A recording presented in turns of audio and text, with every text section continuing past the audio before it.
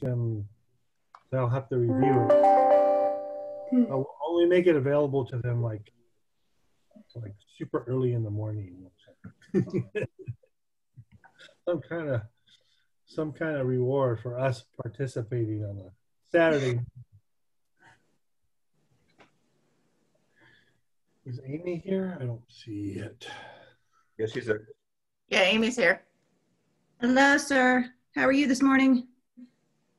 Oh, there you are. You're in that box. Other Brady Bunch box. Yeah.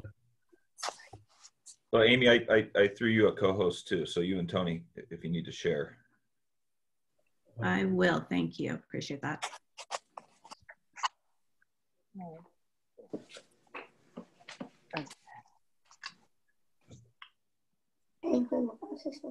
Tony, 9:31. You want to kick it off? Where's the cleaners in the bathroom? Okay. Hold on, I'll get them for you. Margaret, you ready to kick us off? I'm ready to kick us off. Well, short and sweet. Here we go. Okay, number one, thank you very much for giving up your Saturday morning. I truly appreciate that. Board training is an important and integral part of what we do here. So in order for us to learn and keep going, we need to hold these trainings. It's also mandated. So, I mean, that's another thing, but it's important that we learn and we follow the rules and do it the right way. But what I looked up last night, I was curious. I'm like, what the heck am I supposed to say to these people that are giving up a Saturday morning besides thank you? So I looked up what a volunteer is, and all of our board members are volunteers, and it's basically offering something that is not required nor an obligation. So all of you that are here today as a volunteer, my sincere thanks for doing this for the right reason. And we come from many different backgrounds, and the lives we touch are diverse and different. So we each have something special to bring to the table. So we have a connection, but with a common goal. And the common goal is reminded every time we listen to VMRC's mission statement that lets us know that we are here to support people with developmental disabilities as they enrich their lives through choices and inclusion. That's what it's all about, and that's what we're here for, and that's what we're trying to do. And we have a really strong commitment to collaboration. So collaboration with our communities, with our families, with our parents, making it so that we can work together. Okay, so it's not just one entity. So our job today is to learn to be able to make data-driven decisions. And Tony's going to talk about that. We're going to get into that so that we have the right skills to make the right choices. So what we need to do is listen. We need to ask questions because there's going to be a lot of questions. And if you have a question as a teacher, a longtime teacher, I'm going to tell you that if one of you has a question, I guarantee somebody else has the same question. So ask it. Okay, I tell every class I've ever been in. So listen, ask questions, and learn. And this is our connection, our common goal. So thank you for giving up your Saturday morning. That's all I got, Tony. Oh, good, good. Hey, mine are short and sweet. Hold on a second. I think I'm having a problem here already. Hey, Doug. Ken Britter, is he here yet? I don't see him yet. And Ken is having trouble logging in. Can you send him some? I don't know why mine's not working for some reason. I'll work with him. Okay. Thanks. I'll try to forward this to you. Sorry, everybody. Doug. All right. I just forwarded you his message, Doug. Thank you, everybody, and sorry for that little delay there. I am so thankful. I know that Margaret has already expressed her thanks. I know it's a lot, and especially during these days, everything we're doing during the weekday. And I just wanted to say thank you in addition to all of our board members who are volunteering their time. We've got Dina Hernandez from the State Council, North Valley Hills office, and Lisa Cully is on. Hey, Lisa. And these are some of our critical partners in our community. Did we get any others? that are here from the outside. I don't see it, although I do notice that we've got Carlos working still really hard. That poor guy thought he could get away from us, but he's doing a great job. He's doing the translation and the interpreter services. So thank you for doing that this morning. And then you heard from Margaret about the volunteers, and I am so thankful also for the volunteers who give up their time to do this important work, but also the voluntold, the department heads. They're working, and I know they've been working a lot during the week because I see all the stuff that they do and generate, and these are just still very strange times for us all. And I am very thankful for my team for being here and working through this morning, and then also for not just that, but really thinking about our future and taking a moment to reflect on where we are, and then kind of using our knowledge and our experience to inform our volunteer leadership, our board, and that we then are also using this information to move forward. We're reflecting and hearing from you as well. And it's their job to pick it up and make it happen, right? You know, we've got the folks that are in this room who it's their job to do it, the doers, and I'm just very thankful to all of them. So I just wanted to add that out there. Anytime you say thank you, you worry that you're going to miss somebody, but I'm very grateful. We have Christine here too. I think about her all the time in terms of our team and the director's office, and I'm very grateful to have Christine here as well. And I think that's it. I'll hand it back to Margaret. Did you already read the vision? It sounded like you did. I'm sorry, what, Tony? Oh my God, I just realized that Mo is here. Mo's here, yes. Thanks, Mo. Mo is like, I'm just too beat. I am recovering still. And I gave him a hard time. And then he showed up anyway.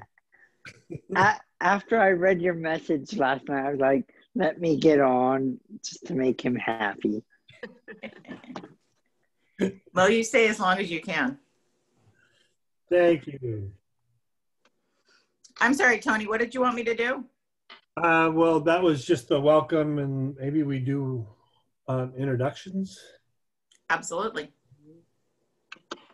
Anybody who doesn't know anybody. We're still pretty new to one another.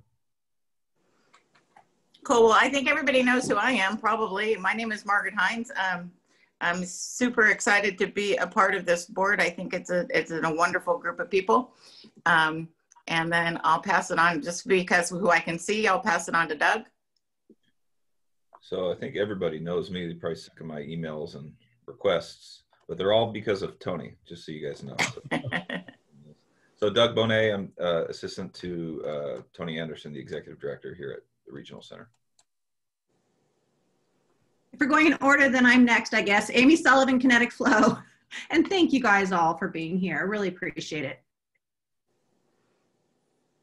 Anybody jump in there? My name is Rochelle Munoz. I am the coordinator for SAC 6. I have my other screen up there because I'm running around doing things at the house too. Here. Cindy Mix, Director of Consumer Services, Valley Mountain. I'm Liz Herrera Knapp. I'm a BCBA, and I represent the providers from CLASP on the board. I just got elected to my second year on the board, so I'm excited to be here, but I am in the middle of demoing our house, so that's why my picture's up there right now. I'm Dana Fireful from Valley Mountain Business Center, and I am the board of directors and consumer services salesperson. Well, I'm Dina number 2, since Dina number 1 went, and with the State Council on Developmental Disabilities North Valley Hills office. That sounds like a TV show, I know. Thank you very much for the invite. We appreciate the collaboration. We appreciate the board's willingness to collaborate with us, and happy Saturday. Thank you. My name is Mohammed Rashid. I'm the vice president of the board of directors, and And that's it.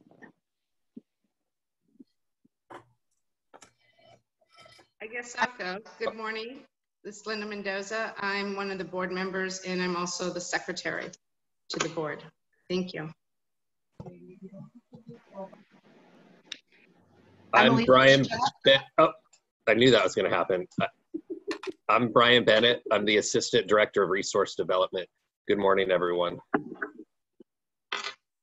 I'm Claudia Reed. I'm the CFO. Forgot there for a minute what I really do. It's Saturday, Tony. You can't expect much. I'm glad to see everyone here. A lot of people I haven't met yet. I'm hoping that someday COVID will go away and we can actually get back together face to face, but glad to see so many board members here. Thank you for coming.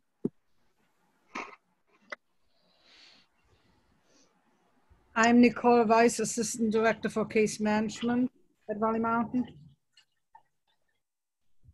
Good morning. I'm Suzanne Devitt. I represent Calaveras County on the board, and my day job, I'm an administrator for Stockton Unified School District. Good morning. I'm Bud Mullenix, and I'm the HR Director for VMRC. And it's good to be here with everyone and look forward to a full packed day. Hi, morning, Bud. Morning. Oh, sorry. Go ahead. No. I was just saying, just the morning, Doug, Bud. Not the whole day, just the morning. Thank goodness. Yeah. I'm Linda Collins. I am a parent of a very strong son named Mark that I'm very proud of. And I am the treasurer and committee chair of several committees. Good morning. Nice to see everyone.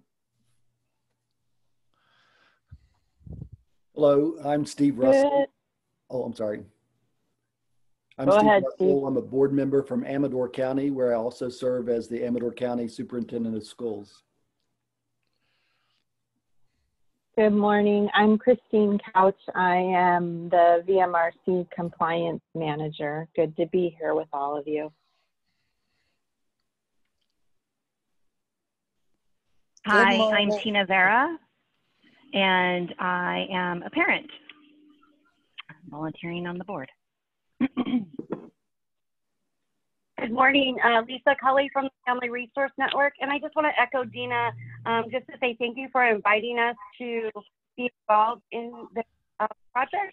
Anything we can do to help make service better for families and consumers, we're going to be all there. And I came into my office because I have internet at home, and my internet now at the office is really shoddy, so I'm in on the phone, and I'm going to have my camera off today. Good morning. I'm Iria Kalin, board member and Chloe Kalin's mom.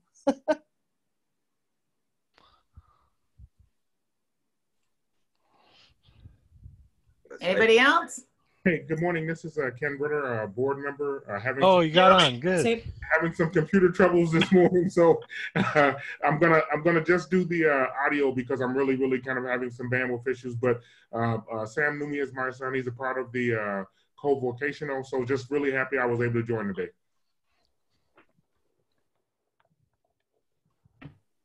Anybody else? De la Castillo, líder del grupo de apoyo de Familias Primero y miembro de los directores.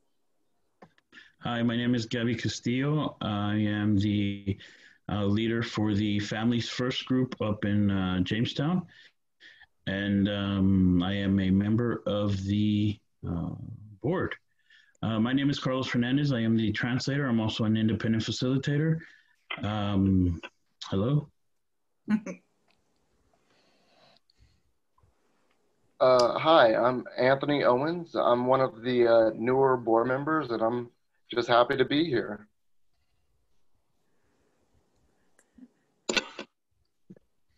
Did we get anybody else? I think we may have gotten everybody there. Andrea, Go ahead.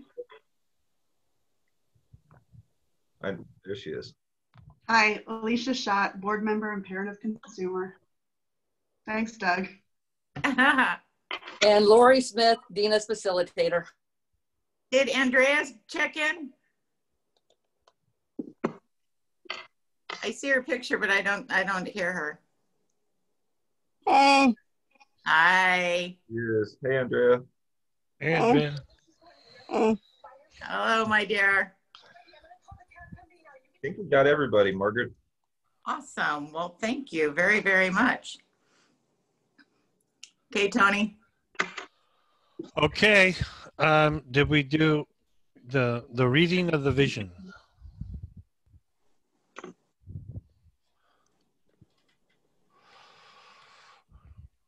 Are you going to do that, Margaret? I did not know I was going to do that. Okay. I guess I can pull that up myself. Okay. I don't have that in front of me. You don't? I have it. I got to read it on my tattoo. Yeah, go for it. The mission of Valley Mountain Regional Center is to support people with developmental disabilities as they enrich their lives through choices and inclusion. Valley Mountain Regional Center is committed to securing individualized services in collaboration with families and the community. So today we're not going to make adjustments to our mission and vision. We're just going to be looking at our global areas of focus in our strategic planning. And it just seemed like we've spent so much money putting our mission up on the wall everywhere that we wanted to keep it a little bit longer. Well, also, we figured we thought it was still pretty good, unless there was a big need and interest in that from the board, and that, of course, will drive the change for those because the board gives us that general vision and mission and direction. Okay, so Amy, I think we move along to overview of the day, review of the agenda, and the process overview. Okay. Well, thank you, Margaret. Thank you, Tony. And thank you, everybody else. And really sorry, this is COVID and we're remote. If we were in person, you would have coffee and you would have donuts and danishes and whatever else they did, and we'd be socializing. And because it's a full day, half day retreat, I'd give you opportunities to stand up and have group activities and play with toys that were on your table, and you don't get any of that. So we're gonna do the best we can today. And they owe you a bunch of coffee when everybody does meet again. My name, as I said, is Amy Sullivan. I've worked with Connect Flow. I've had the pleasure and honor of working with all 21 California regional centers at one time or another.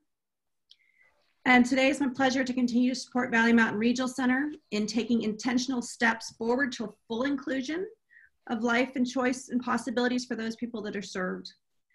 Through the strategic planning process that we're going to go over today, we'll help create a touchstone or a guiding document for VMRC's board of directors and the leadership to make those measurable positive changes amidst the ever-changing background of our regional center system, right? I mean, we have budget restrictions that come in and out, and new state regulations and federal regulations and high caseloads and those lovely budget restrictions and mandates. So not to mention COVID, fires, and everything else. So really our world is ever changing, which is one of the reasons why that strategic plan is so important, because you need to keep touch. You know, right now we're all so consumed with COVID and fires, but really one day they will end. And we still want to continue to reach for that vision and reach towards that inclusion for people, and not necessarily let the stumbling blocks that we encounter get in our way and stop us from moving forward. So the strategic plan really helps guide an organization in that long-term goal. And a lot of things that aren't in the strategic plan are still being done. So even if they're not mentioned, it's not that they don't happen at all. It's just that they're happening at a lower focus level or lower resource level. In Jim Collins' book, Good to Great, I don't know how many people have read that one, it's a really good one. He describes the need for an organization to have disciplined thought, if you will. And one of the components of this is really confronting those brutal facts without losing faith that you will prevail in the end. Some of our brutal facts are always our limitations, our budgets. We don't have enough staff. We have high caseloads. We have other constrictions within the law, service codes. We can't fluctuate, those types of things. But we have an opportunity for the next 4 hours to really confront these facts and to celebrate the successes that the Regional Center has had and to begin to move forward to the next phases. So I don't know how many of you were on the board in 2013 to 2018, but in 2013, and even a little bit before that, Valley Mountain engaged in a really huge in-depth strategic planning session. We had 2 board full-day retreats almost, as well as a lot of committees and a lot of work going on within the regional center. And it kind of really got very exhausted. And because everybody's feeling exhausted already, and with everything going on, we're going to do a little bit of a modified strategic plan, so it's a little bit smaller, but we're going to really try to maximize your time so that we don't have to do this another Saturday, unless you guys want to volunteer, in which case I'll see you here next Saturday. So I know that's not anybody's preference. So we're going to make the most out of today. So I'm going to switch my screen over to the presentation, and we're going to go from there. As Margaret said, feel free to jump in with questions, because really this is your day, not my day. And so it's really to make sure that this board has an opportunity to hear where the regional center is, what's happening, and have a voice in how the regional center moves forward. So let me drop over to that. Sure. Okay, I think we did the welcome. So again, today is just the Regional Center Strategic Plan Retreat. It's to define where we're going, and from there, the Regional Center will work on a plan of how we get where we want to go. Before we get into it, a couple of ground rules. We ask that everybody be respectful and open and honest, that the information shared and views shared during the meeting are confidential. We want everybody to be comfortable, because this is really important. Our goal is not necessarily to agree. It's really about hearing and exploring divergent perspectives. And of course, because it's Zoom, we ask everybody to mute unless they're speaking. And anything else that people want, we can throw that in as ground rules too, as long as everybody agrees to it. And these are standard for the board, really. Okay. So today is really about starting where are we and where do we want to go in 2024. Again, COVID and the fires, the fires will go away, COVID will slow. But we want to keep an eye on the long distance. You know, the individuals that we serve today in early start, we're going to be serving them possibly in their 50s, 60s, 70s, 80s. This is not a short-term system we have here. We just celebrated a couple years ago the 50th anniversary. This is the long-term vision for the individuals that we serve and the families that are supported. So we really want to help move the regional center forward. It's a really big, as much as we're person-centered and as much as we try to make sure each individual is such an individual, we're also a big organization, and we need to keep the limitations in mind, but we need to keep our resources to be maximally effective, that we're all working together, that the money, the staffing, technology are going in the same direction to make that maximum impact for individuals and families. So today we want to look at that. You know, where are we going? Where are we today? Where do we want to be? What do we want to look different in 2024 that is not the same as today? What should that vision, or what would that look like to you? How would the day for people served or for families differ than it does today? What would we be able to do for them or with them, and how do we support them? What do we want to achieve? And that's what we're setting up today, is where do we want to be in 2024? So today, we're going to move fast because, as I've heard from Margaret, you don't want to spend your whole day here, even though Bud was willing to give his whole day. So we're trying to get to half a day. And I'm going to move fast so we can make the most out of your time. But again, if you want to jump in with questions, please do so. We want to make sure everybody's comfortable, understanding, has a voice. And of course, I'm happy to do this tomorrow or the next day too, if you want to do that. So we're good there. But otherwise, we'll be moving quickly. Today, your job as a board member, as a community member, is to impersonate a sponge, really. That's your goal today. We want you to take in everything that is being said, all the updates, and really go through that in your head. So the first one, we did the introductions, and we're going over today's agenda. What are we doing on a Saturday? Strategic planning. So what are we doing on a Saturday? We're setting the vision for 2024 and where we want the regional center to be. How is this going to happen? It's going to be executed through strategic planning, through the work today, the next couple months, and then the years it takes to make these things happen. The leadership team will go over some of the state of the regional center, the state, And then we'll give you a break because yay, breaks, right? We need those. We'll go over the focused areas and priorities from the surveys to see what individuals from the community had to say, what our employees are said, what consumers and families are said, and our service providers have said. And we'll discuss those a little bit and what those things mean. And then you'll have homework. So I know that's not fun, but that's the way we are avoiding a second meeting, is to make sure you get your homework in. Okay. So the strategic planning process is usually broken down into 5 different chunks, basically. It's the first event is the planning, the nuts and bolts, and those pieces already started within the regional center.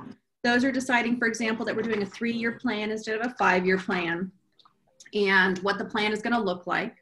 And in a little bit, Tony will go over real quickly the 2013 to 18 plan and the things that were achieved through there. The second phase is information gathering and analysis, looking at where things are. So some of that information we've already gathered, and we'll go over that through the strategic people survey. We talked to consumers and families and employees and providers. We got their feedback. We also talked to the leadership team to see what was important to them. So that's part of the information we'll present later. The other piece of the information is what the leaders are going to present to you today. Kind of that state of where the regional center is, where the state is, where we're moving forward in a couple years. After that, we're going to look at the strategic priorities.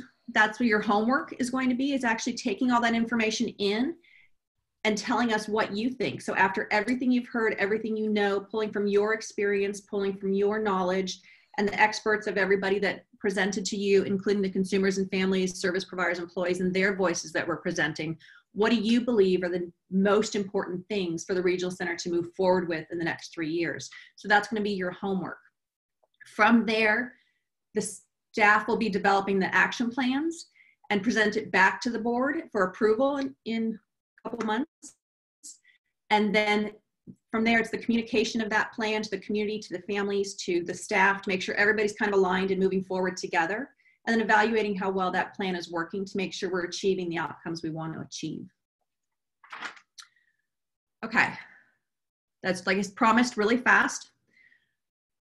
So we're going to do that first piece, that information sharing really is learning and hearing from the leadership team what's happening today, so we can really understand where the regional center is. We need to understand what our realities are within a budget, within our caseload, so we can really see where we do need to focus. And the experts for that are your leadership team. So I'm going to turn it over for a little while. Again, we'll go through all these, and at the end of that, we'll have a break and then get busy with the next steps. Any questions at this point? Okay, not hearing them. Okay, so Tony, I'm going to turn it over to you for the overview of 2013 to 18 and what that was. And then you can just keep going from there, everybody. Great, thank you. Let me put it on design mode. So we did say that we're going to try to go fast so that we get all this in, and I think we have actually less than 10 minutes from each of these items here. So I'm not going to cover out every single bit of information on here, but I do want to give you sort of a flavor, a feeling for all the things that were accomplished in the Strategic Plan 2014 to 18 and beyond. Our last president really was, I think he had an allergy to strategic planning. And so he really pushed back and he didn't want to, and kept telling him we got to go forward with it. And so he said, well, I'll be the president, but we're not going to do any more of those until the next one comes on. And we'll make Margaret do that. So that was the deal back then. So, so we kept doing things that were related to the strategic plan, and that will be in here as well. You'll see some of that. So this was, again, 14 to 18. This was broken into about 5 different categories: housing, employment, communication, resource development, and organizational culture. So you do know that we've been doing these surveys, and that was part of this whole process to see how we were doing in these broad areas and others. And that was to do a survey way back when, in the very beginning. We had a mid-course survey, and then we've just recently had another survey, and then we added another one on top of that because of the COVID. We wanted to see how people were doing with that. So that all kind of ties into this information.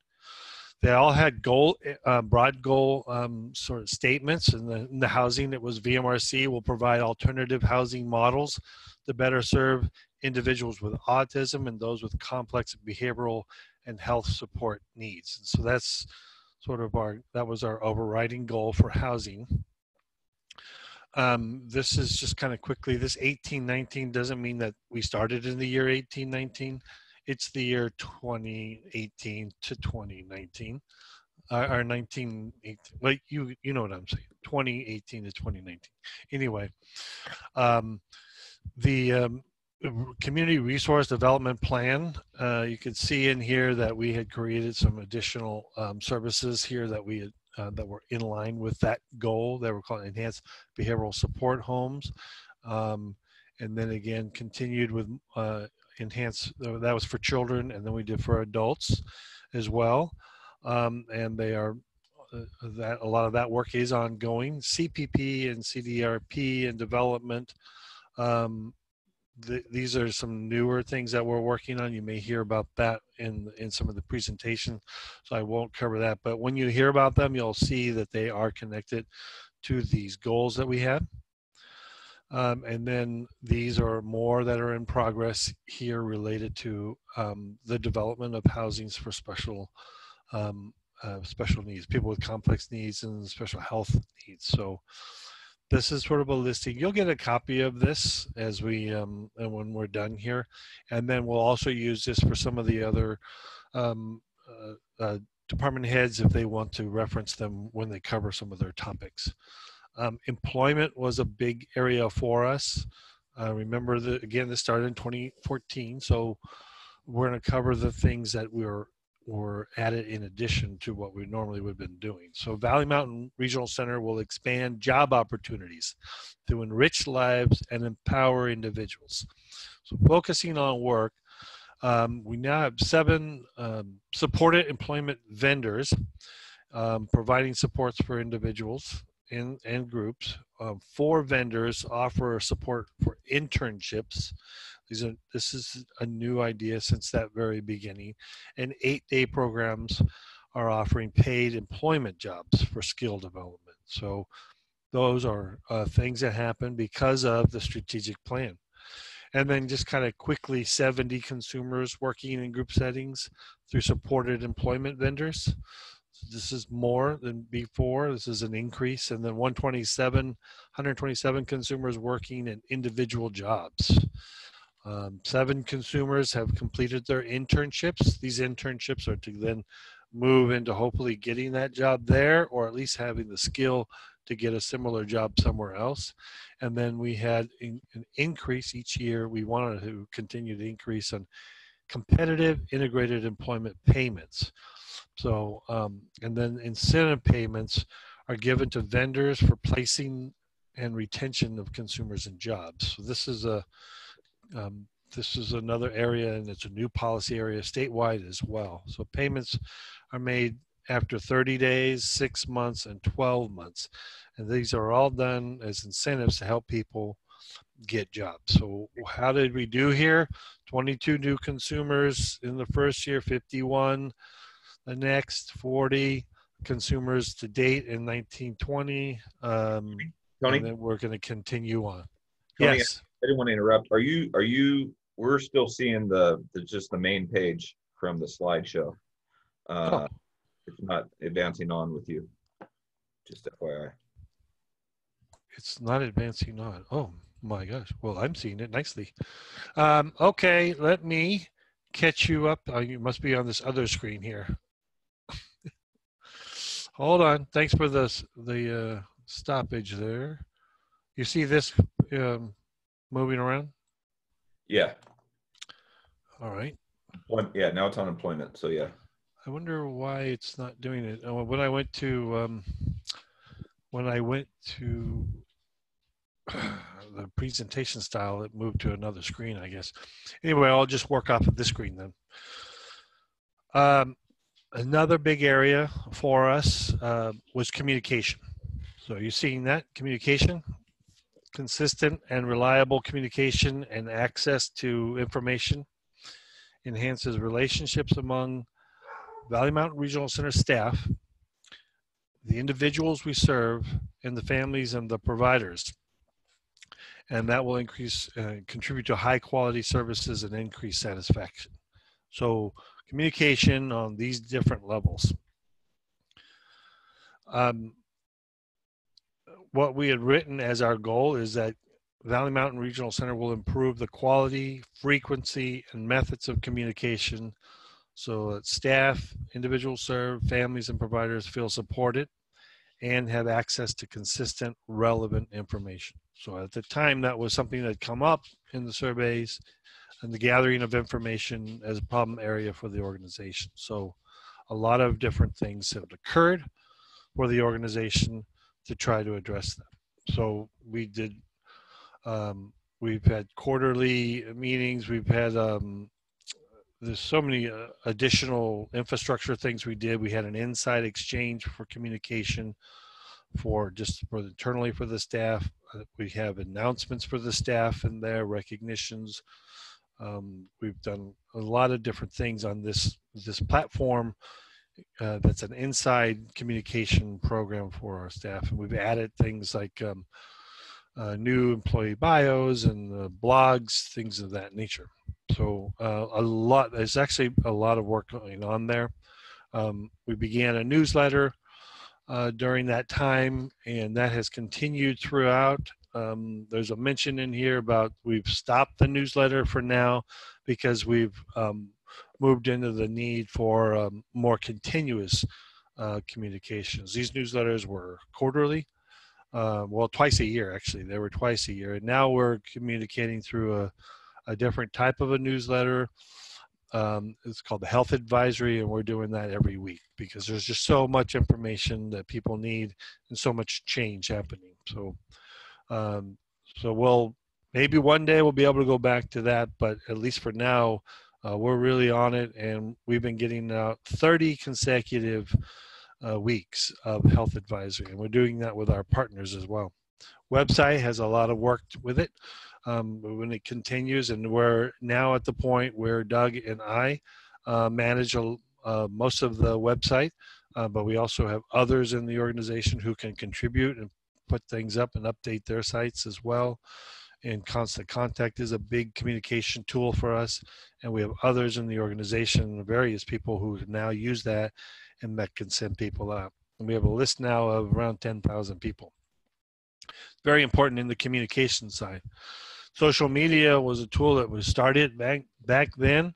I know when I started in 2017, we had 350 followers on Facebook. So we thought that was pretty good, and it has continued to increase. And as you can see here, we now have 2,595 followers. So a lot of activities going on there. We get a lot of information out there, and it's an active, viable way for us to continuously communicate. We use all kinds of others as well. Instagram, LinkedIn, as you know, YouTube, we're using more for our videos. We're using the LinkedIn for employment-related issues. Instagram, we're trying to reach a younger crowd, especially the siblings. And Twitter, we're using that as well as information, and then also maybe some public policy stuff there because it has a little bit of the flavor there. So we are doing a really good job, big job in that area. A lot happening. We were using Sandus for a tracking tool for staff. There were changes to the complaint line back then. So these were all in response to what we were hearing, and we put them in place. The area of caseload, decreasing caseload averages and increasing cultural responsiveness, that was the focus area here. And we've been putting an emphasis on hiring service coordinators almost every year now since this has begun. So we had a major hiring in the beginning, 25 new service coordinators, and we continue to try to put new service coordinators in the hiring always as a priority each year. to try to decrease the caseload ratios. But as you know, we keep getting more and more people. So no matter what we do, the more people we add, we're just maintaining ourselves in many ways. So, but it is a constant struggle, and we'll keep working on it. We hired a cultural specialist during this time to address some of the POS disparities, the purchase of service disparities, and then we've been doing a lot of studying and digging in to find out what exactly that is. What kind of disparities do we have? Is it just everything, or is it something in particular? We've spent a lot of time working on that. So that has continued on. I'm going to move through. I'm having a sense that I'm probably using up more of my time than allotted, but align liaisons for day activities. We had connected to a lot of our program managers to SLS providers and with day programs, so that we have somebody that helps with the communication there. Created a speakers bureau. This is a big thing Cindy's been managing. They've been working on creating a universal PowerPoint, and that's been done and it's been adjusted and it continues to evolve. And Cindy is managing us through that. And she's got a team of volunteers who are, they volunteer to go and give these presentations to different groups. Resource development, we continue here. We have a great statement here. Valley Mountain Regional Center community will benefit from proactive planning. The proactive planning process to anticipate future needs and advance the services and provide opportunities to provide choices and inclusion for people with disabilities. So it's one of the ways we achieve our mission. There's a lot going on there, and you'll probably hear more of that as that moves along. Communicate service developments and opportunities to stakeholders is very important. We have listed the stakeholders here on this slide. I'll keep moving through. This one you'll probably hear more about, so I won't go into it, but there's a whole slide of things that we're doing in the near future in our resource development. Organizational culture, work closely with Valley Mountain Regional Center Communications Committee and disseminating information. Information is a big mainstay, as you could tell now at this point in our the building of our culture and sustaining of our culture. Agency began contributing more towards, this is now related to the staff development and support of staff. We had given an increase during the early years. We have continued to try to give whatever we could do. We have to balance giving the most that we can possibly give in terms of staff salaries, manage an organization that is supposed to achieve many priorities and goals, and also hire more people. So you've got to consider all of these factors in the money, but that is definitely one of the first things that we look at is, can we continue to pay more? We're still not as competitive with our colleagues in county governments. We're still, we compete with them with a similar position, and they're just still ahead of us. There's just more to come there. Collaborate working agreements with the union. We have good relationship there. You'll probably hear more about that with Bud. Organizational culture. We're continuing to survey and get feedback and respond to the feedback. And I just wanted to cover that piece. Let's see. Succession planning was something that was going on for a while there. We kind of have stopped in that area at this point, but we did do that for a while, and that was to help people that wanted to move along now. We kind of formalized that program. That's since, I would say, probably cooled down more if I'm right there. Increased training, and that's a big priority for us.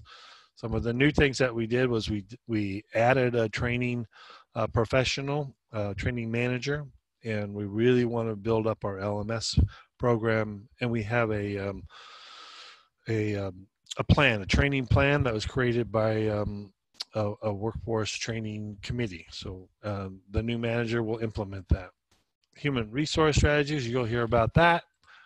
And increased training opportunities. There's a lot here, but you'll hear more about that as we go. So I want to stop there. We've got a lot. I know that was a lot. Oh, now I see the chat. Can you please advance the slides? Thanks. Yes, I can. I can't do two things at once. So let me find my agenda now. Where am I? Oh, so the next item on our regional center in context is the financial picture. And Claudia, was she able to get on? Oh, there's Claudia. Hey, Claudia. I'm here. If any of you remember or have seen the jokes about people on stage and all of a sudden a big hook comes in around their neck and pulls them off, we need to get one of those, Doug. That way when Tony goes over his allotted time, we can make him stop. Tony was clever on the agenda. He just put one solid allotted time for everybody. I see. Okay. All right. Anyway, yeah. I'll try to keep to my 10 minutes, which won't be hard for me. I'm the CFO and I handle the finances of the organization. We have plenty of new board members, so I'm going to kind of make it a presentation that explains basics to you. We get an allotted amount of money every year from the state that we are allowed to spend. It isn't cash in our bank account. It is an allocation that the state has for us. And when we spend it, then we put in a claim and get reimbursed. So we're always a little bit behind with cash flow. But on the plus side of that, the state does recognize that. And at the beginning of each fiscal year, they give us an advance. So we have money to do our jobs. And then at the end of the fiscal year, we pay that advance back. There are two separate pots of money, and they cannot be used for one another. The first one is operations, and that pays all of our staff for the buildings, for the utilities, for our supplies. Anything that it takes to run the business is in operations, and we get about $35 million a year to do that. The second one is what we call POS, and that has to do with our consumer services, and it is around $235 million, and it will pay for everything that we need to supply our consumers with the services that they need. Now, that being said, so far, since I've been here, we have never had an issue with funding. We've always had enough funding, and we have managed to keep our employees pretty happy, although, you know, not as happy as they would like to be, but that's not a thing that is possible. So we've had plenty of money. Now, I want to tell you that the next fiscal year that starts in July of 2021, I expect the operations part, the employee salary part, the funding for the rent and all of that, to be reduced. I'm estimating about $2.5 million to $3 million. So that kind of puts a kink in the system when it comes to hiring new people. We have to really analyze how many people we can hire, because we might have the money this year, but going forward, we don't want to be in a position where we have to lay people off or reduce furlough days is what I'm trying to come up with. Have furlough days where people don't work one day out of the pay period or something like that. We really would hate to have that happen. It has happened in the past. The other side of the coin, the POS side, is not going to be reduced. The state has an obligation to fund what we need for our consumers. So that is something the board needs to bear in mind as we go into this next year, that funding for the operation side might be a little less than it is this year and has been in the past. That being said, Doug, do you have my slides available.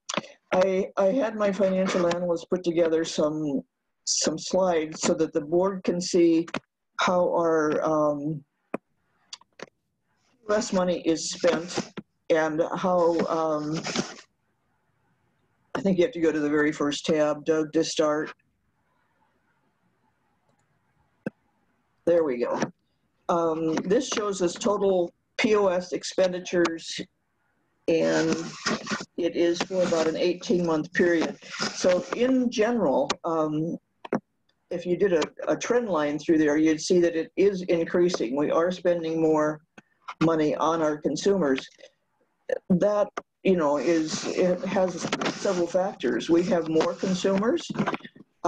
We have had several rate increases that the state has allowed.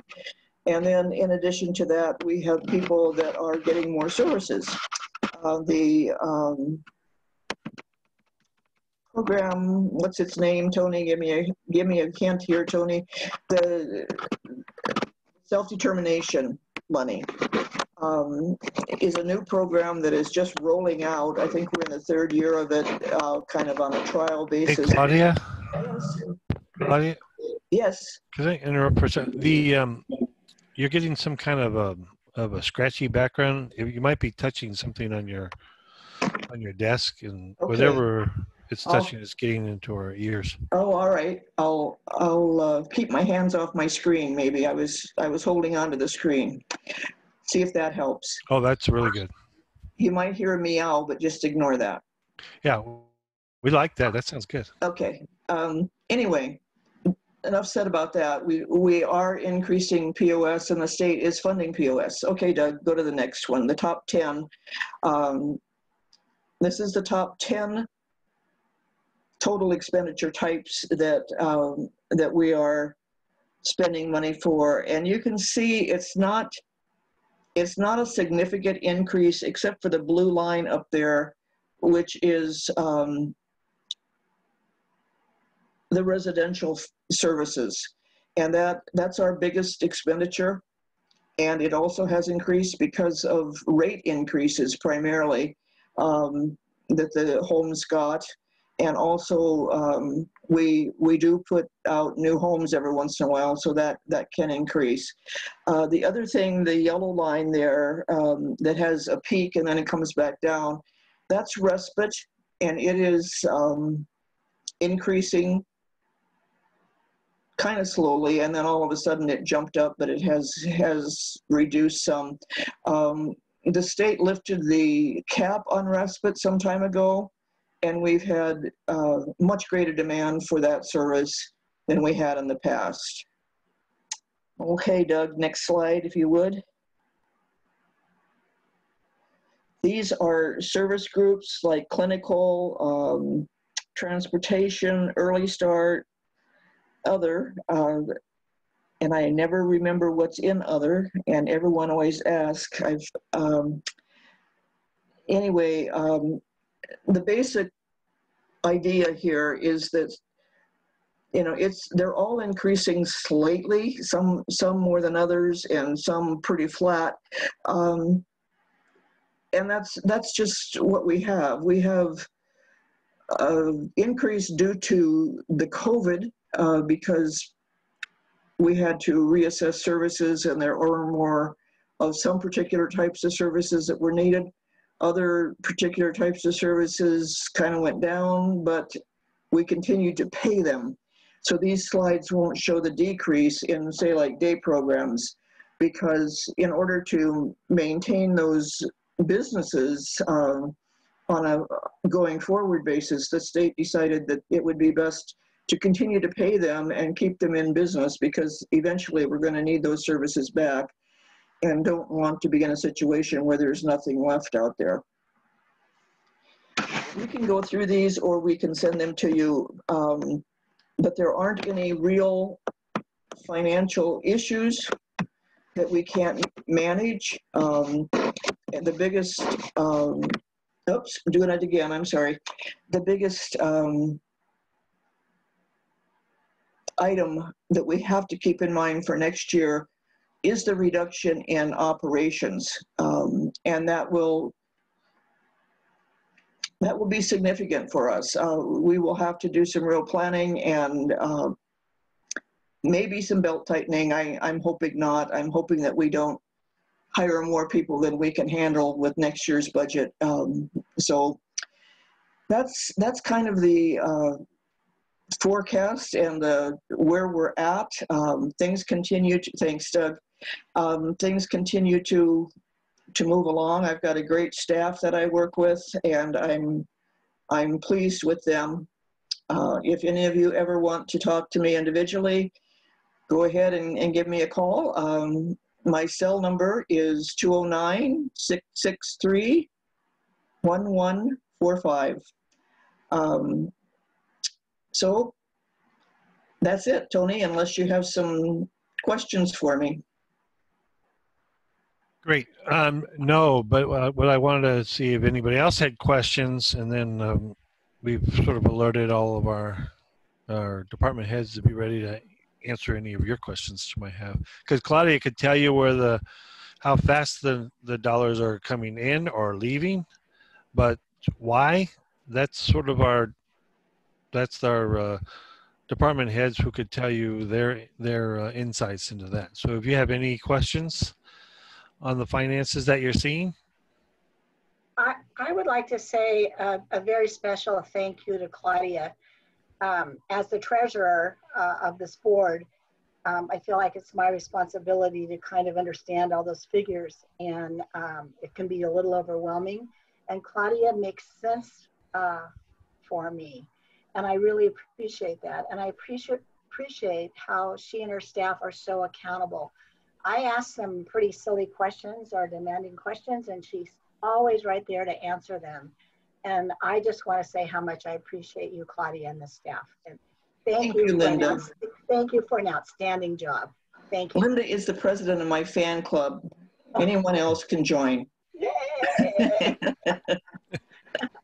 Is there a waiting list on that club? No. Unfortunately, no. Any of the board members have any? Yes. I have a quick question. Based on current staffing and where increases with benefits and such, do you anticipate that we'll need to lay anyone off, looking at the $3 million possible decrease in operations budget? That's a good question. I'm hoping not, that we do not have to lay anyone off. We have in this year, the current fiscal year budget, we do have new hires that we have budgeted in. And we always end up at the end of the year with a little more money, but that's because we don't get to hire everyone on July 1st, but we plan for their full year salary. So I'm thinking that with that staffing, we should be fine for next year, even with the reduction. We can tighten our belt a little bit in some other areas, but we need to be careful. And the 2 to 3 million is my estimate. Nothing has been said yet in DDS except that they're expecting a $55 million decrease statewide. So divide that by 21, we're pretty much an average center. So that's where I come up with what I think we're going to get hit with. But no, we don't anticipate laying anybody off or cutting benefits, which I think we might do before we lay people off. Yeah, and Suzanne, historically, during the really bad times, regional centers have not laid off their staff for the most part, and the case management is a very sensitive area because if we don't maintain our case management and the ratios that are, they're out of compliance all over the state, right? But if they get even more out of compliance, that puts the state at risk of losing more federal dollars. So it makes the state deficits even worse. So there's always that balance on making sure that you've got them. You've got to have those case managers. And then there are other things that have occurred in the past, such as furloughs, things of that nature, raising caseloads even bigger. Those kinds of things occur, but there hasn't been the layoffs. And I know Cindy's been around a while. She's been through some of those harder times, and she can sort of speak to that. Can I say one more thing? I want everyone to know that Claudia sort of had a vision that things might get a little tied up. I don't know if that's the right word. And so she ordered equipment and computers and things way back before this ever started. And so the staff is going to have the equipment that they need to do the job and to do it well. And that vision that she had and her staff had, I think we need to acknowledge. And yeah, I'm her cheerleader, but I also know a little bit about what they do. So thank you. Mm-hmm. Mm-hmm. Good point. Good point. Yeah, and a lot of one-time expenses during this period when we know it's happening. And then, so what can we spend now that we'll need in the future? And so there's a lot of considerations for those kinds of things. Thank you. Good question. Sounds like there's a lot of planning and cost savings in other areas. So thanks. Mm-hmm. Any other questions? Okay. No, but I would like to bring up a point. I noticed the respite and PA line showed that there had been a dip since mid-COVID. And I'm wondering, because we haven't changed our authorizations much during this entire time, as far as once we gave additional respite and additional PA, it's pretty much stayed stable, and we're still providing pretty much the same amount of service. So I'm wondering if that dip is because people haven't billed yet, because we still have authorized that same amount. So I just wanted to bring that up. That's a possibility, Cindy. We only, what you see is what we actually paid out. And so if something was late being billed, it would go down kind of unnaturally. But yeah, I have run some other graphs with just using units instead of dollars to try to get, some of the rate increases out of the picture, and you'll see that respite has gone up. So that would probably be the explanation, that it wasn't billed in the month that it should have been. Mm-hmm. That's a good point. There's also the fact that some people are struggling to find workers too in some places. So we've increased their authorizations, but their ability to use them is it's difficult for them, for some of them. Thank you, Claudia. Cindy, do you want to take over with demographics and caseloads? Sure. Doug, can you bring up my PowerPoint? Yep. 2 seconds. Thank you.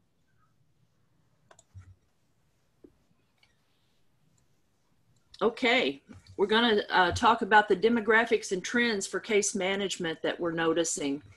We have some pretty finite numbers to share with you.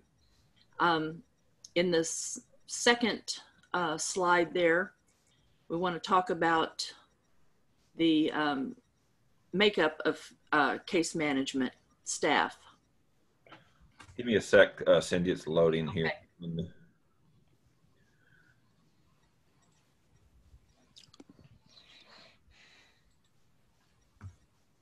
And while he's loading, I'm going to ask if the rest of the leadership team that's presenting, we're not going to hit our timeline, and that's okay. We need to make sure we have time for questions, but we're slipping quite a bit.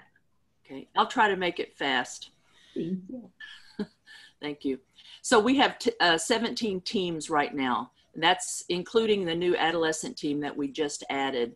So that's 8 children's teams, 2 transition, 6 adult, and 1 deflection. And this is the Lanterman age consumers that I'm talking about here.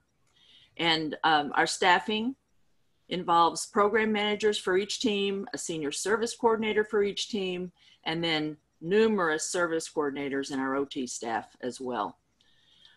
Right now, our caseload averages are approximately 1 to 85. They're actually supposed to be 1 to 66, 1 to 62 for those on Medicaid waiver. So you can see we're well above that. And then just to kind of go over what service coordinators do, they're the primary contact for those families and consumers. They facilitate the planning team meetings, hold the IPP meetings, person-centered planning. They ensure all of the purchase of service based on those meetings. They're always available to the consumers. They provide lots of information and resources to them, advocate for them, and look at the needs and assess those items, and work with community agencies as well.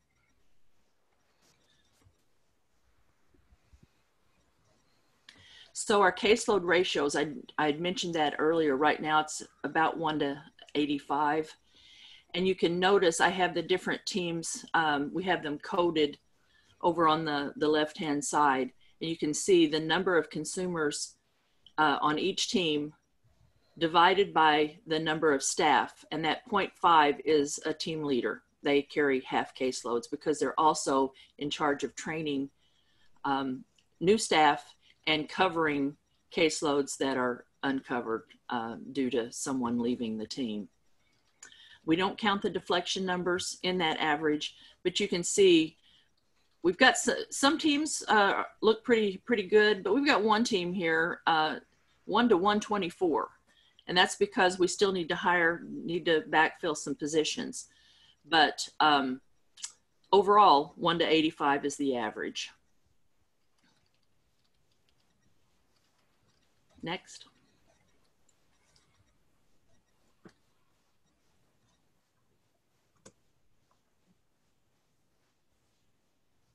Doug, can we move on? So our transfer ins and transfer outs, and this has been a source of concern for us because as you can see, we always seem to bring more cases into our regional center than what we send to other regional centers. So every year since 2015, actually it's been since 2010, but for the last few years since 2015, we've had net gains every year. And that totals 626 net gain cases just over those last 5 or so years, which equals about 9 caseloads. So you can see that just with transfer ins and transfer outs, what the growth is. So this is a major trend for us. Next. So our age and ethnic statistics, I wanted you to take a look at this because it's very, very telling. You can see in the ages 0 to 2, 3 to 4, all the way up through age 26, 20 and through 25. The Hispanic population, I mean, it's pretty much exploded as far as the numbers. The percentages are 44%, three age groups consecutive there. So it just shows what a huge impact the Hispanic population is going to be as far as future planning for us.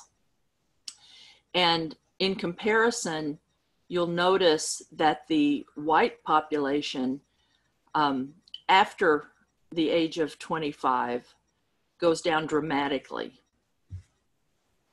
because the older population from 40 on up, the white population was predominant, and now that's not the case. And what we've learned also is the white population tends to be housed. They choose to live in board and cares far and above more than anyone of any other ethnicity.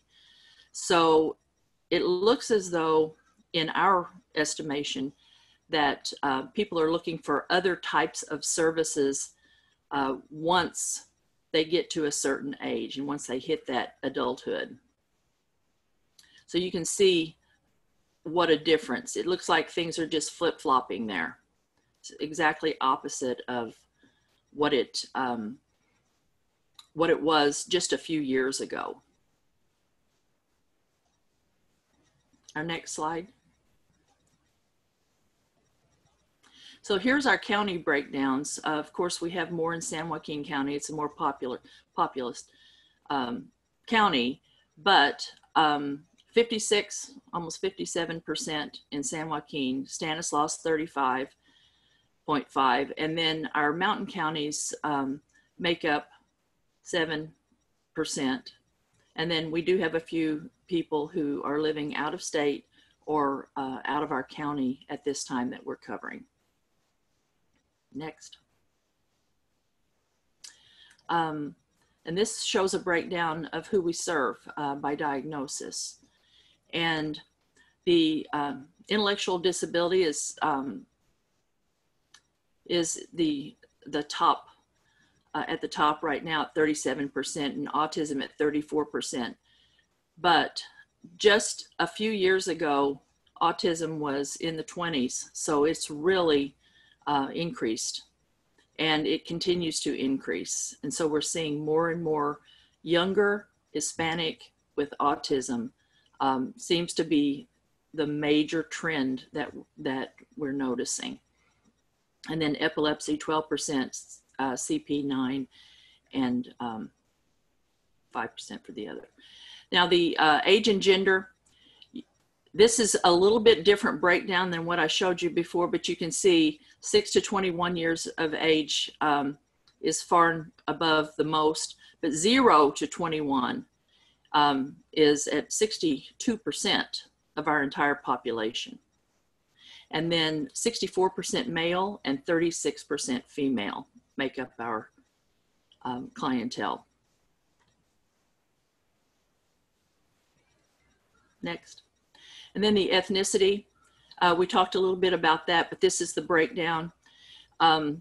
This is from last year into this year, but Hispanic and white population, it used to be the exact opposite just 2 years ago. So you can see that the Hispanic population is growing by leaps and bounds, actually. And then for the most part, our consumers reside with family, 81%. So we need to take a look at that as well as far as services are concerned in the future. And then SLS 7%, only 9% in community care facilities, but you can see from Claudia's information how much those community care facilities cost. Most of our money's going into that, but only 9% of our consumers are actually using that service. And then this is my last slide. And these are the noted trends in our area. These are things that just based on the pure numbers we have noticed, but a few other things that we've noticed just in case management in general. We've already mentioned the younger Hispanic population growth. The dramatic rise in autism continues. It's been happening for the last 10 years, but it continues. We have so many families now who are seeking services to match their cultural values. So that's something we need to take a look at. The aging of our consumers and caregivers, as you could tell, we've got a lot of consumers who are getting quite old, and as are their caregivers. And this is going to take a lot more money. So the funding's going to be impacted. And then we're not going to have some of those caregivers available to help out as well. In addition, lack of direct service staff. We have a lot of people now who cannot find staff. As Tony had mentioned earlier, sometimes we authorize services, but if they can't find the staff to complete those services, you know, it's a tough thing. So everything falls back on the family at that point. So lack of direct service staff is huge right now. The migration to our area, you can see the transfer ins and transfer outs from that information. We have a lot more people moving here, and I'm sure that's due to the services we offer. Our autism services are second to none in this area. And then the cost of living in our area. A lot of people want to move here.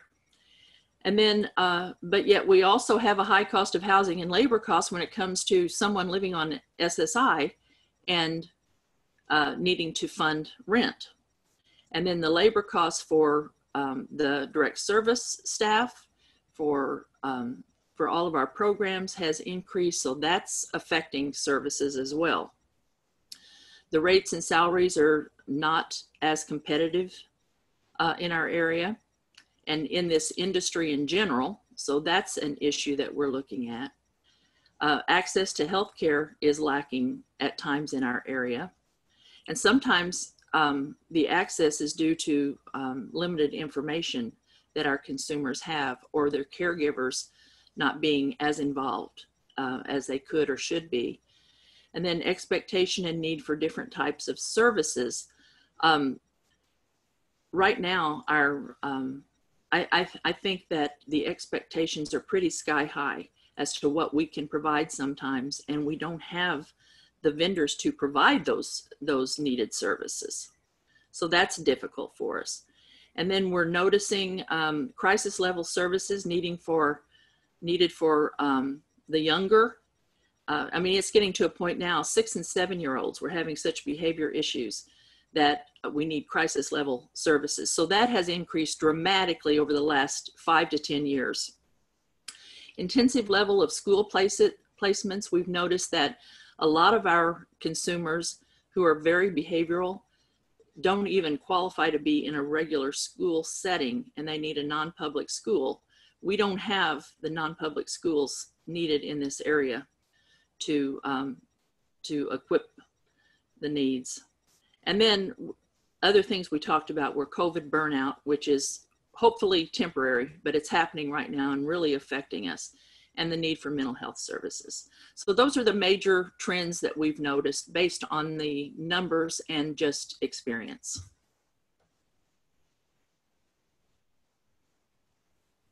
Thank you, Cindy. Does anybody have any questions before we move on? Wonderful, thank you. Claire, clinical outlook. Tony, you want me to go through with the whole thing, or? Let's move on to the next one, and we'll come back to Claire and see how much time we have. She can't be here today. Okay, got it. Brian. I'm sorry, excuse me. Tom has a question. Oh, thank you. Like to know, yes, we'd like to know why the autism has risen. You know, it could be several different things. As far as I'm concerned, it could be that doctors are diagnosing, but otherwise, your guess is as good as mine. Yeah, okay. Tom, there's a lot of research on that, and it's been going on since the early 90s. That's when the beginning of the increases were noticed throughout California in particular, but throughout the country and the world. So during that period of time, a lot of research has occurred, and there are a variety of reasons that scientists have said. One is, though, that it is an actual increase. Some people think that thought originally it wasn't. It was maybe something else. But in fact, it is a higher prevalence, and a lot of it has to do with environmental factors. So there's a lot to that. That answer could go on for hours, but it is a real increase. Okay, thank you. Hey, I'm sorry, I had a little trouble with my audio. I had a question for Cindy regarding, you mentioned that we pay for services for people that moved out of the county and out of the state. I'm just curious at why that is. Well, sometimes it's because we're in the middle of transferring a case to another regional center, but we have to make sure the case is stable before the other regional center accepts financial responsibility. So we continue to pay until they do that. Others, if we don't have the services in our area, we have to place them in another area. We will continue to fund if the other regional center refuses to accept the case. And we do have a few that that has happened in. And then out of state, it's usually because of school issues, and sometimes the school will fund someone being out of state. We do have to get DDS approval to fund anything out of state, but it does happen on occasion if we don't have the services in this state that are needed.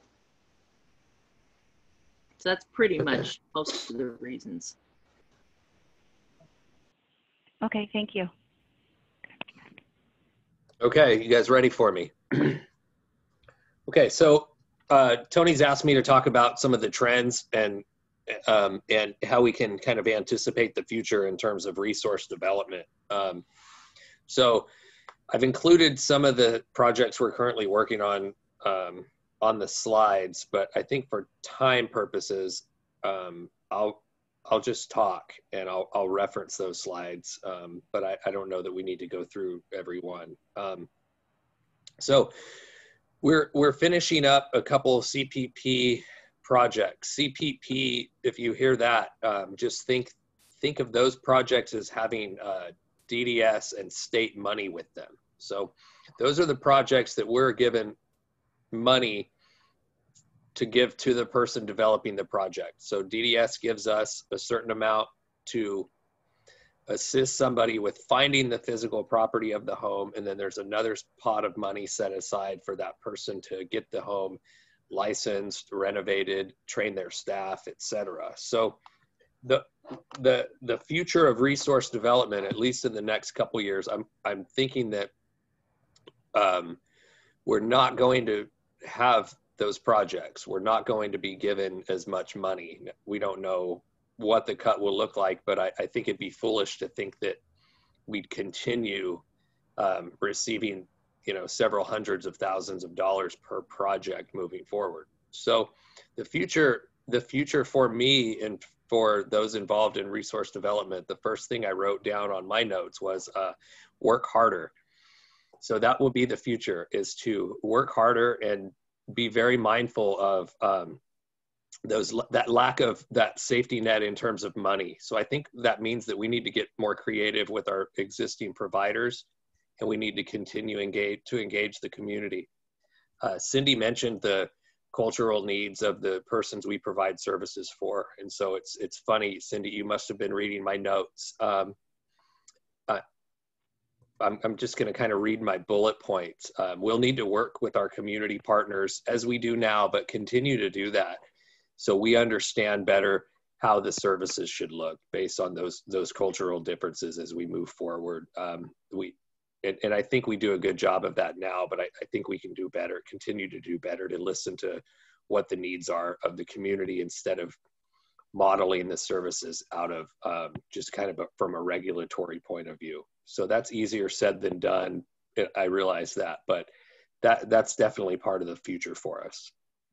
I realize resource development, we need to increase the availability of early start and children's services, and not only increase those, but work with the existing providers so that they can better serve the families that they serve. And so we have that cultural and mindful approach, again, rather than just providing the service as the regulations indicate and then submitting billing.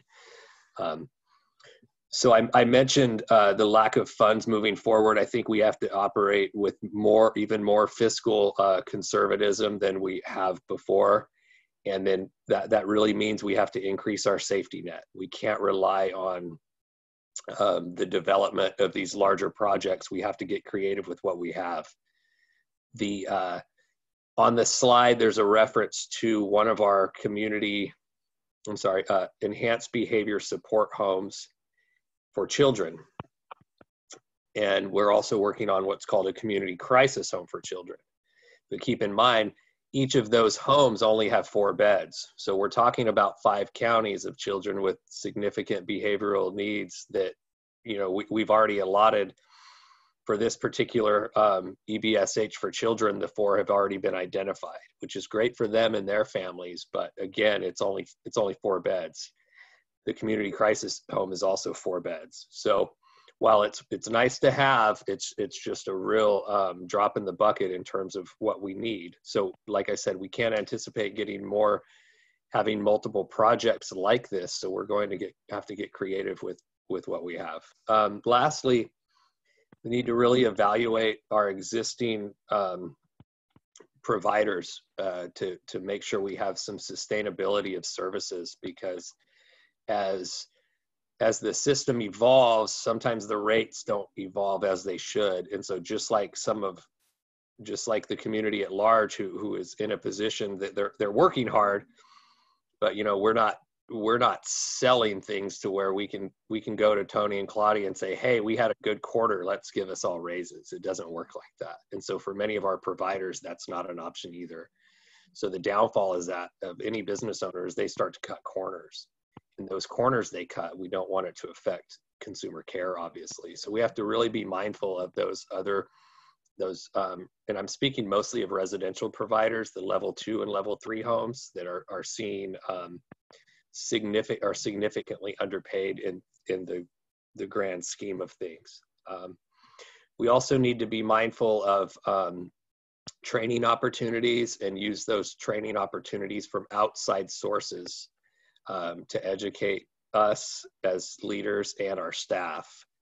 I feel like as leaders, sometimes we try to do a majority of the training within, and I think we need to evolve and start using a lot of those other training opportunities to work together with our staff and with our providers. So I know that was a mouthful. I'd love to answer questions if anyone has any questions for me.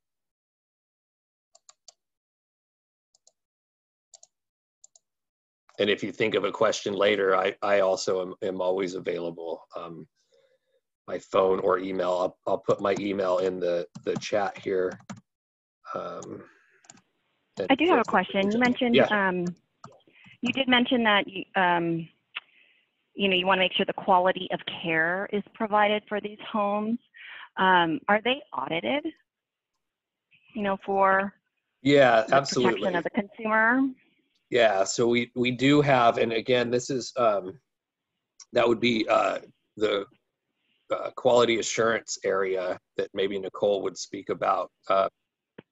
Yeah, there are rules and regulations that mandate not just our service coordinators to provide oversight, but of the quality assurance department to provide oversight of what's happening in those settings.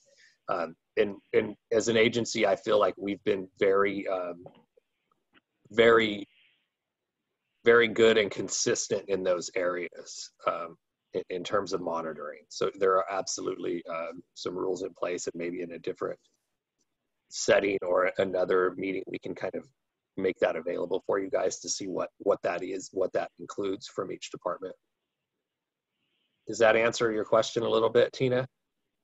It does. I mean, obviously in the news, you see, some things that are happening within the nursing home, primarily because visitors couldn't come in and check on their loved ones. So just, just wanting to have some sort of ensure there's some sort of safeguards in place, especially during this time when maybe individuals loved ones may not be able to go and check on their, the family members that are in some of these facilities.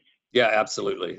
It's an area of concern, I think, for all of us, and we've made efforts on a weekly basis to make contact with those settings, and like I said, from the quality assurance point of view and the service coordinator point of view, to make sure we're keeping everybody monitored. So yeah, very important. Can I ask a question really quick? Just wondering, are those homes or providers, are they required to be licensed? Yes. Okay, so they do follow their community care licensing. So they receive visits. Okay. Absolutely, and especially for these higher level homes, the EBSH, licensing and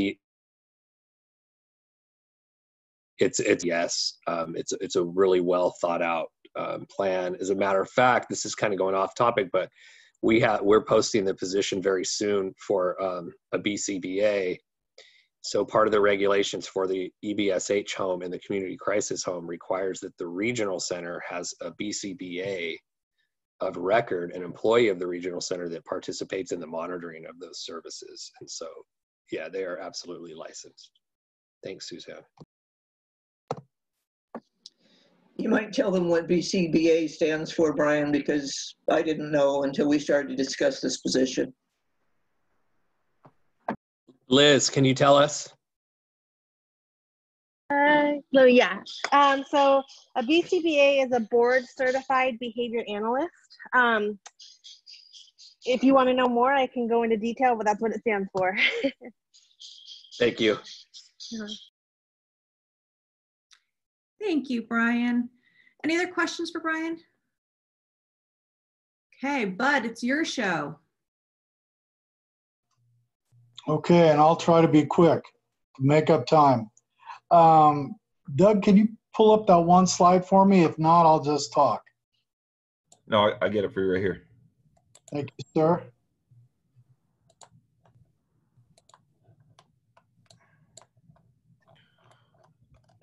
Let's see.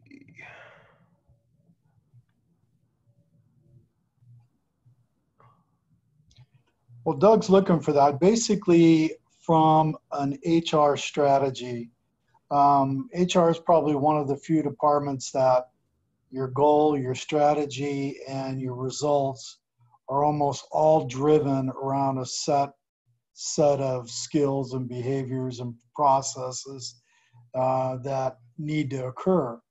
But the bottom line is for HR, our initial strategy is to understand where is the agency today, where does Tony and the senior staff, where do we want to take it, and then how do we get there?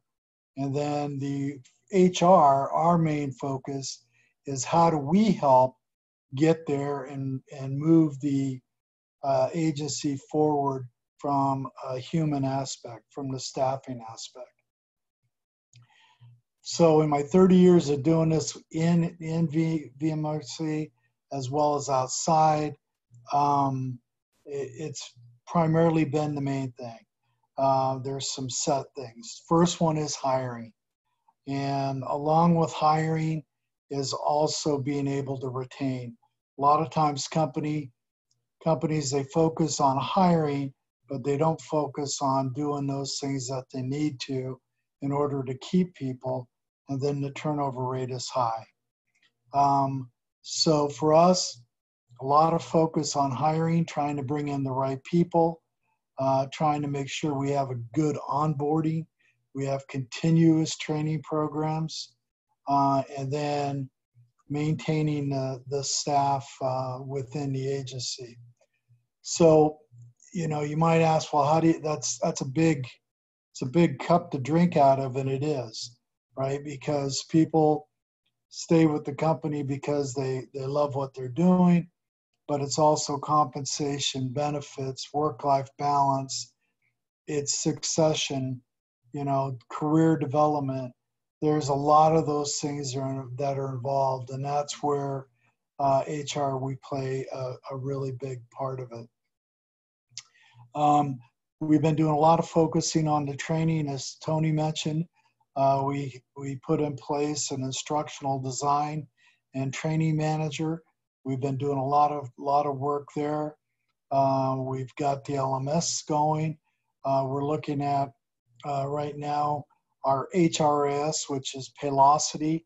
They have an LMS system that we could intertwine the two together, which would give us even that much more training. So we're looking at that. Again, we're looking at succession planning, which is a big one because this year we're already finding we're getting hit with a lot of retirements. And those are oftentimes the one things that surprise us because we have an idea roughly when someone could retire, but until they actually tell us, we don't know. So we can usually get it within a couple of years, but that's the best we can do. This year in Cindy Mix's team, you know, we've got 3 pretty big retirements that are key positions that we're going to need to get filled, get the teams built back up, and move forward. and then, you know, continue to strive and further improve the culture and the environment. You know, people work for money, but if they love what they're doing, they love the environment that they're working for, they see there's work-life balance. Those are a lot of things that help keep them there where they want to stay. And we've got a great benefit package, and we got a great retirement package, and those are things that are helping us. Although just a little editorial, so you know, we're getting ready to go into open enrollment. On the medical side, it does look like on average, medical insurance is going to go up about $100 a month. So, you know, we're certainly not without our challenges, but we'll get there. And then really the last big one for us, which is a big one, is the union. Working with the union leadership, keeping them involved, the transparency.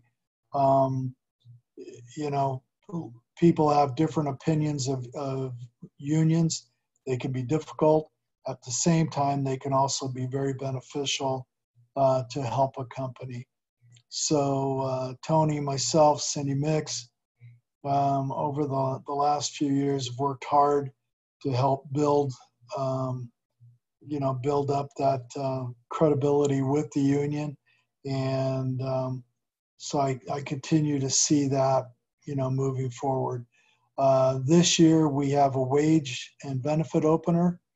I'm not as worried about that, but next year we will be going into the new contract and putting together a new 2 to 3 year contract. So bottom line for us is just hiring, training them, keeping people, keeping them developing, succession planning. And if we can do all those things and do it well, we'll keep moving forward. And I think HR can add a lot to the overall success of the agency. That's it for me. Wonderful. Thank you, Bud. Do we have any questions for Bud? I do have a quick question. Sorry for asking all these questions, but just curious. But those are important, right? Everybody needs to understand. This is great. At another time, doesn't need to be now, but would you share, other than retirement, what is the turnover rate for the different positions or the different types of employees within the center? It doesn't need to be now, of course, but just curious. Yeah, absolutely. Actually, I review that with the executive committee every month, but I can tell you that we're in single-digit numbers.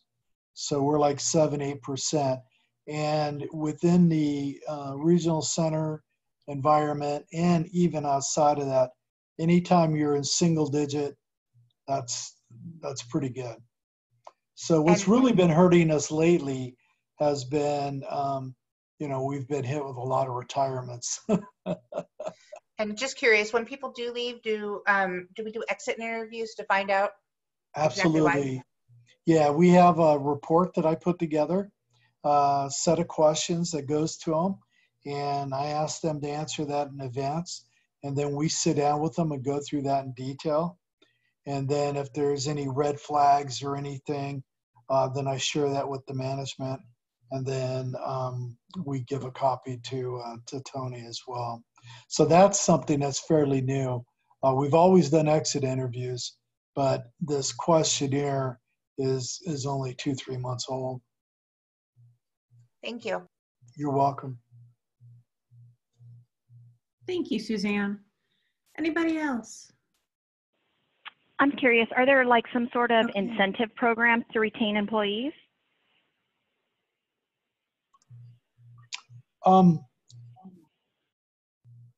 We do. I mean, we have a variety of things, right? Everything from, you know, one of the big ones has been the area of opportunity for them to transfer and to get promoted within. We try to do a lot of promotion within and give people those opportunities. Again, the training. You know, prior to myself coming in and Tony, there hadn't been any training in a number of years. So we've put in a lot of training there where it's not only for managers, but for employees to help, again, understand the succession, understand how you can get promoted and how you want to stay. And then again, our benefit package, especially with the retirement, because there's not a lot of companies out there that have, you know, a full retirement package, unless you're in the public or county or city and state, those type of positions. And then, you know, our pay scale, you know, we keep as fair. You know, we make sure that I do an annual wage on that, an annual comparison to make sure that we're paying within, you know, the marketplace, things, you know, things of that nature. So we have a variety of things that we try to use. You know, is there a silver bullet? No, but we're certainly trying. And our culture speaks for a lot. People, you know, especially during this COVID, we've done an awful lot to accommodate staff and be able to do it for their families, expanded their hours, their work days. We've really, really tried to let them know that we care. And for VMRC, that's what's really important to the staff. If they see that Tony and the senior team, that we care about them, that they're important, that we're not giving them lip service, that goes a long ways for us. So I know that's not a direct answer, but it's the truth. Thank you, Bud. Thank you. Okay, Nicole, can we get you up there? Yes, you can. Thank you. So Tony asked me to reflect on my 30 years of working with difficult people, and for that I need at least 4 to 5 hours. So I was trying to figure out how to condense this to a few minutes, and it's really difficult. But let me just give you a little bit of background to show you why I do think I have some important things to contribute. When I was hired in 1990, I took over a Medicaid waiver caseload, which was full of folks with pretty significant challenges due to, you know, CP and epilepsy and ID and other issues. Medicaid waiver being a program by which the state recuperates money from the federal, from the feds for providing services to consumers in community settings rather than in institutions. So then a couple of years after that, I ended up being the developmental center liaison, and I started to work with people who were living in the state developmental center, where we had well over 150 at the time. And I visited all of them, and I really thought that was no way to live for anyone. And some of the people were put there by their parents when they were really little because they were just, you know, a little bit difficult to handle. And so I placed 48 of them in the next couple of years. And then I got promoted to being a team leader. And as a team leader, which is now called senior service coordinator, that was in 93, and we had some of those bad times. The early 90s were bad times, and we had hiring freezes going on, and we had lots and lots of furloughs. And I covered at some point 368 consumers because we just didn't have enough staff to, you know, you cover open caseloads.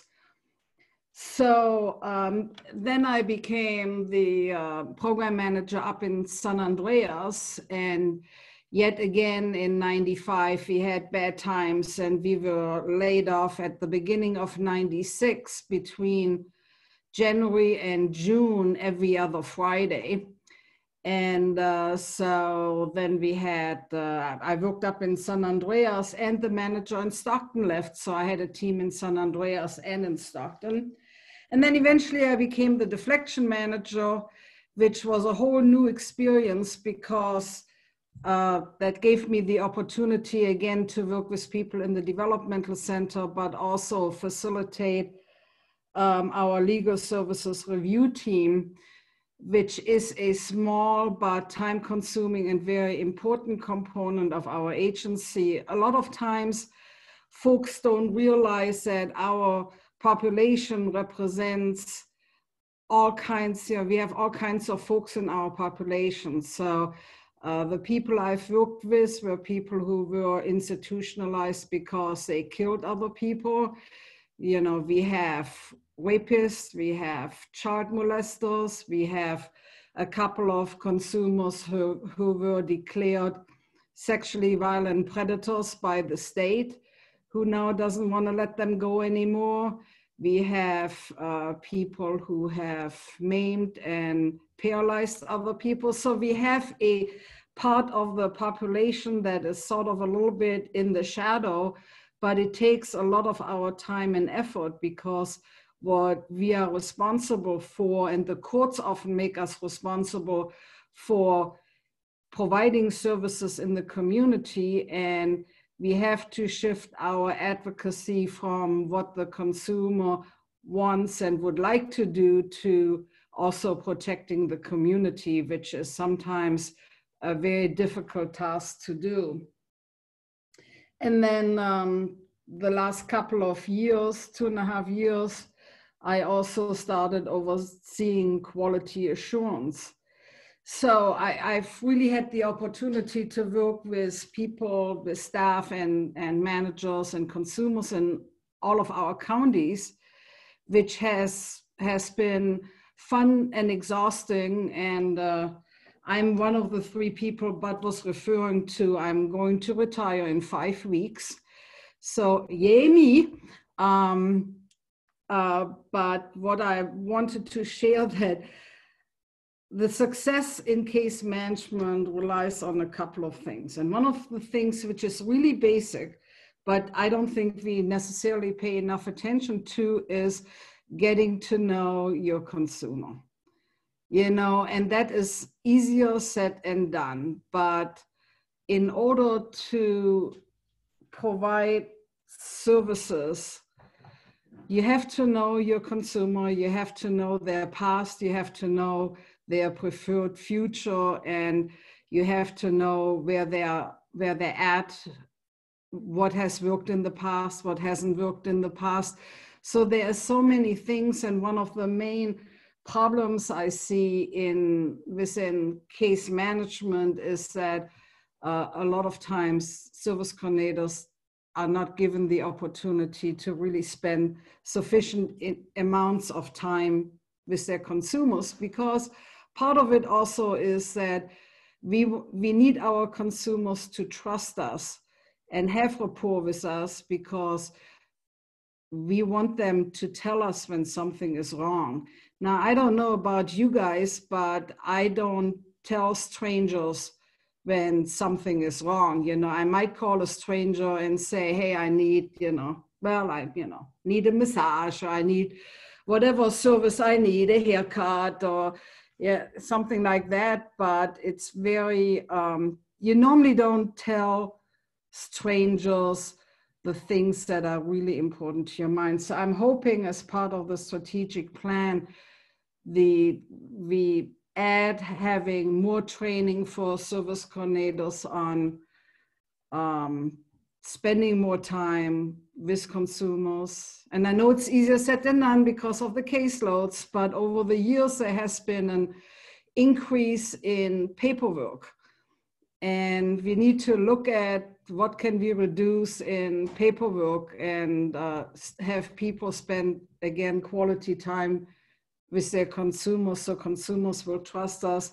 Try to reduce as much case transfers as possible. And another thing that we often forget when we talk about services relatively easily, and we make a lot of assumptions on what we think consumers need. And a lot of times we forget really basic things.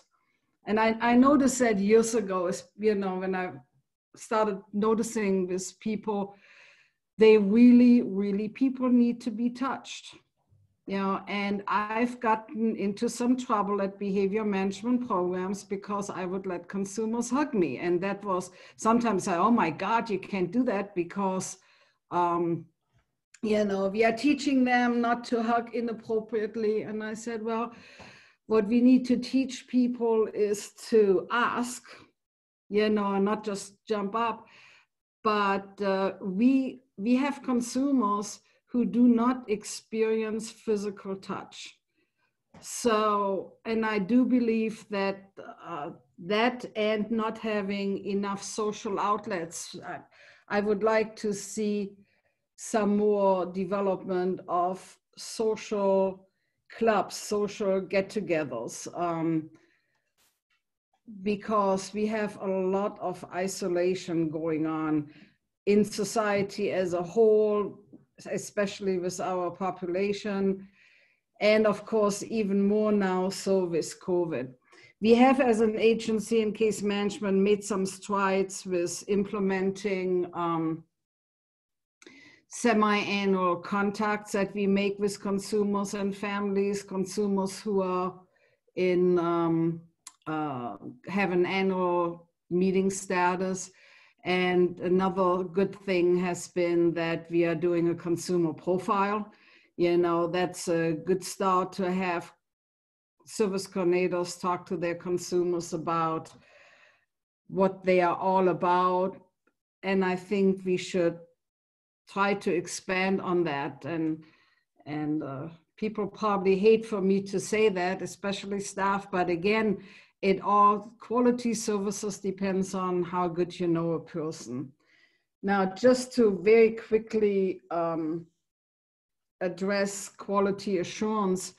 So quality assurance is basically monitoring and auditing or supervising mainly licensed care homes under Title 17, there's Title 22. So we have a couple of regulations.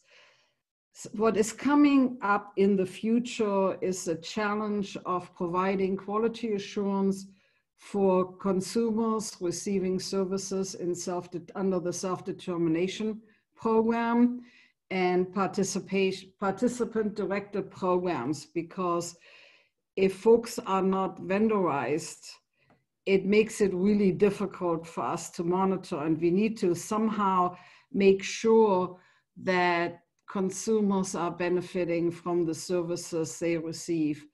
Over the years, I always wanted to assume that everyone has our consumers' best interest in mind. I unfortunately found out that was not always the case. You know, not only from vendors, but I have some pretty horrific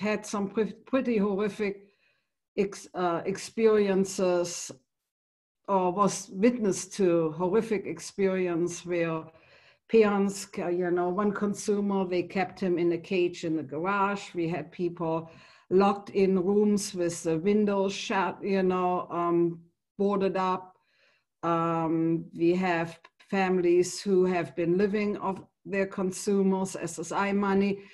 So all of that concerns me, and I want to make sure we are putting some kind of policies and procedures in place that we can monitor the quality of life for our folks, you know, outside of what we are currently having as regulations.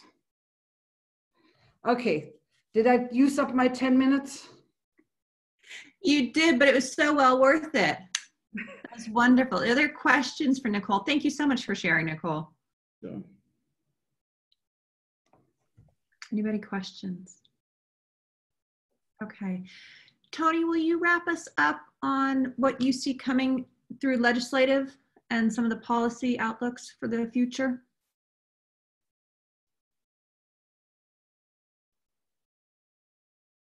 Yes, I will, and I will do it in an unmuted way. Thank you. So, are you seeing my crystal ball?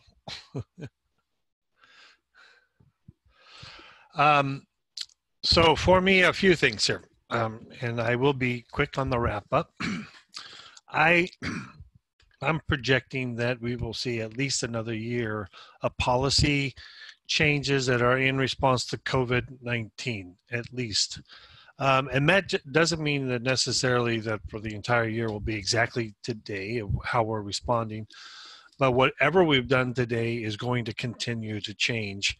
And then there'll have to be a correction backwards. And there's going to be a lot of different policy work that we're going to have to continue to do. But I do think there are some permanent changes that we should at least look at. And these are in the policy world.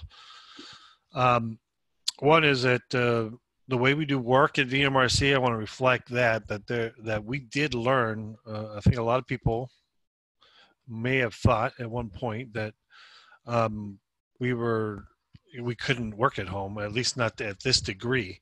And I think we've learned that many people can work at home and are pretty effective at doing this. So that piece will continue. And it's not that everybody will be working at home all the time. We won't have a building anymore, but that will be part of the way we work now. So may not be as much allocations to buildings and mileage, printing paper, so our traditional expenses of overhead that we've had in the past. And I can see us continuing to evolve in this way.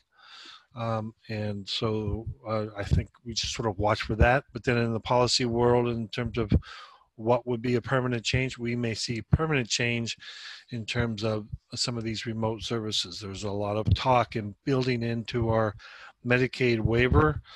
That's our contract with the federal government on what we're going to do, how we're going to spend money and match it.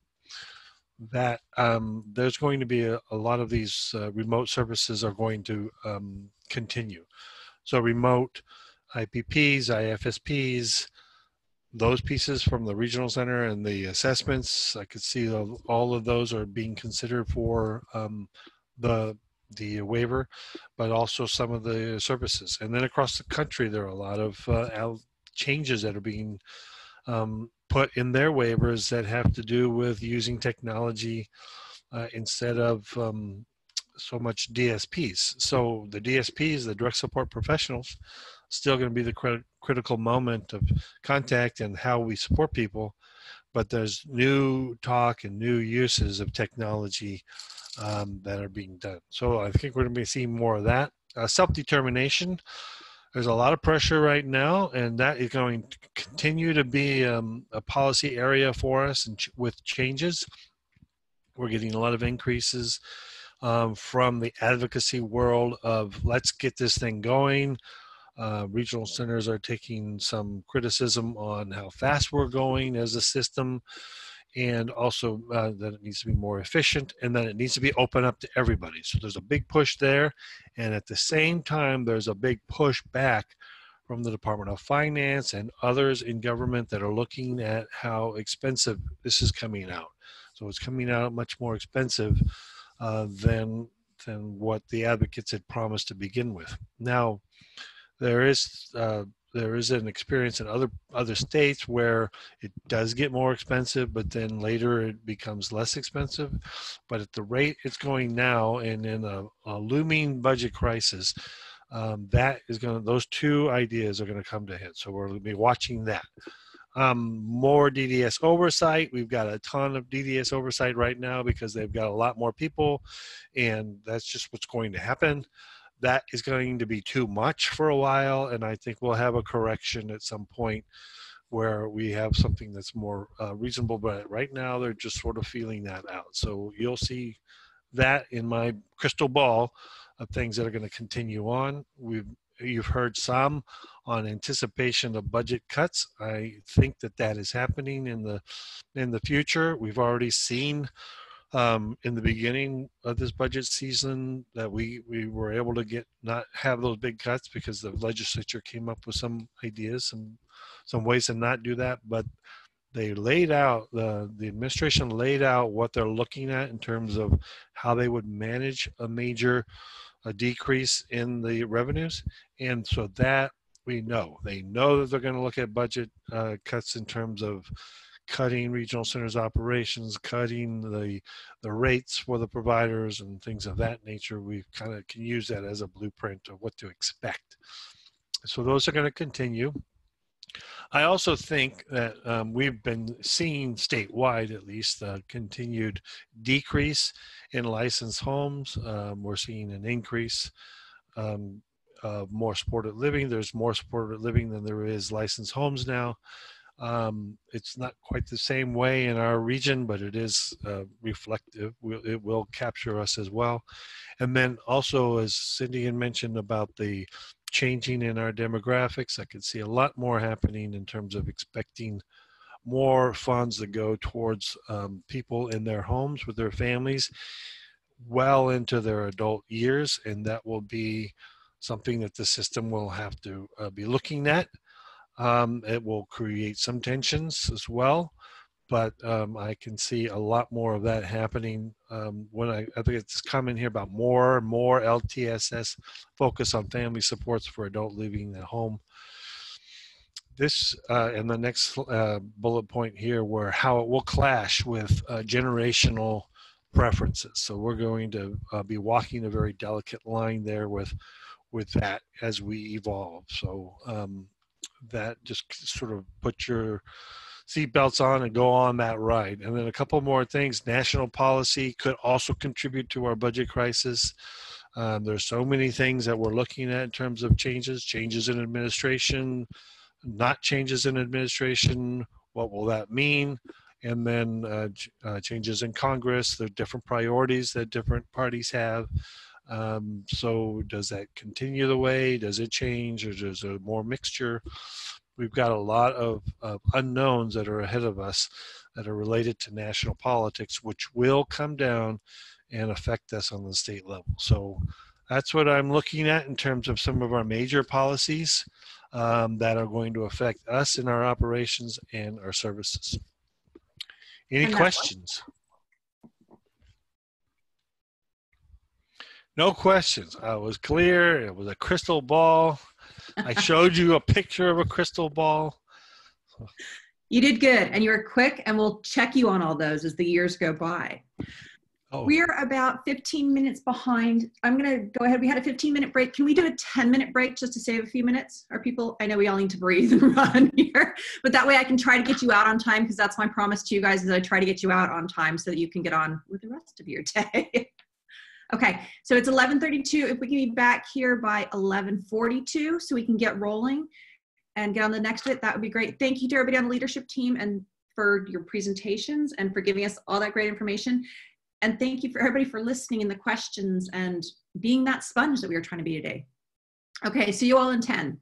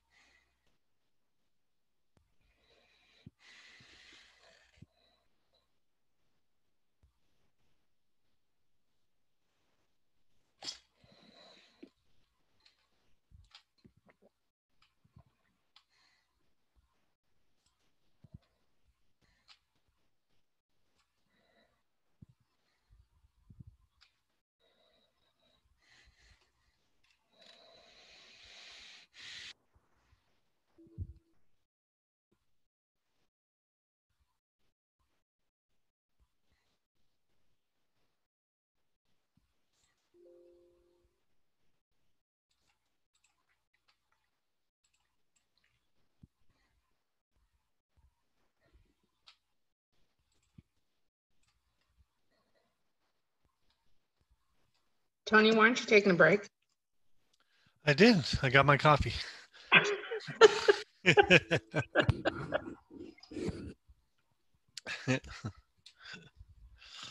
Well, I want you to see I'm giving it 110.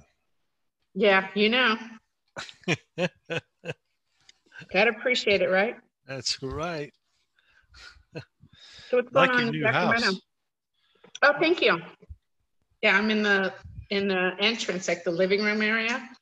But where you see the door, I have it set up to where I'm the only one here. So it's like it's a single person's house without kids. I have a family room area.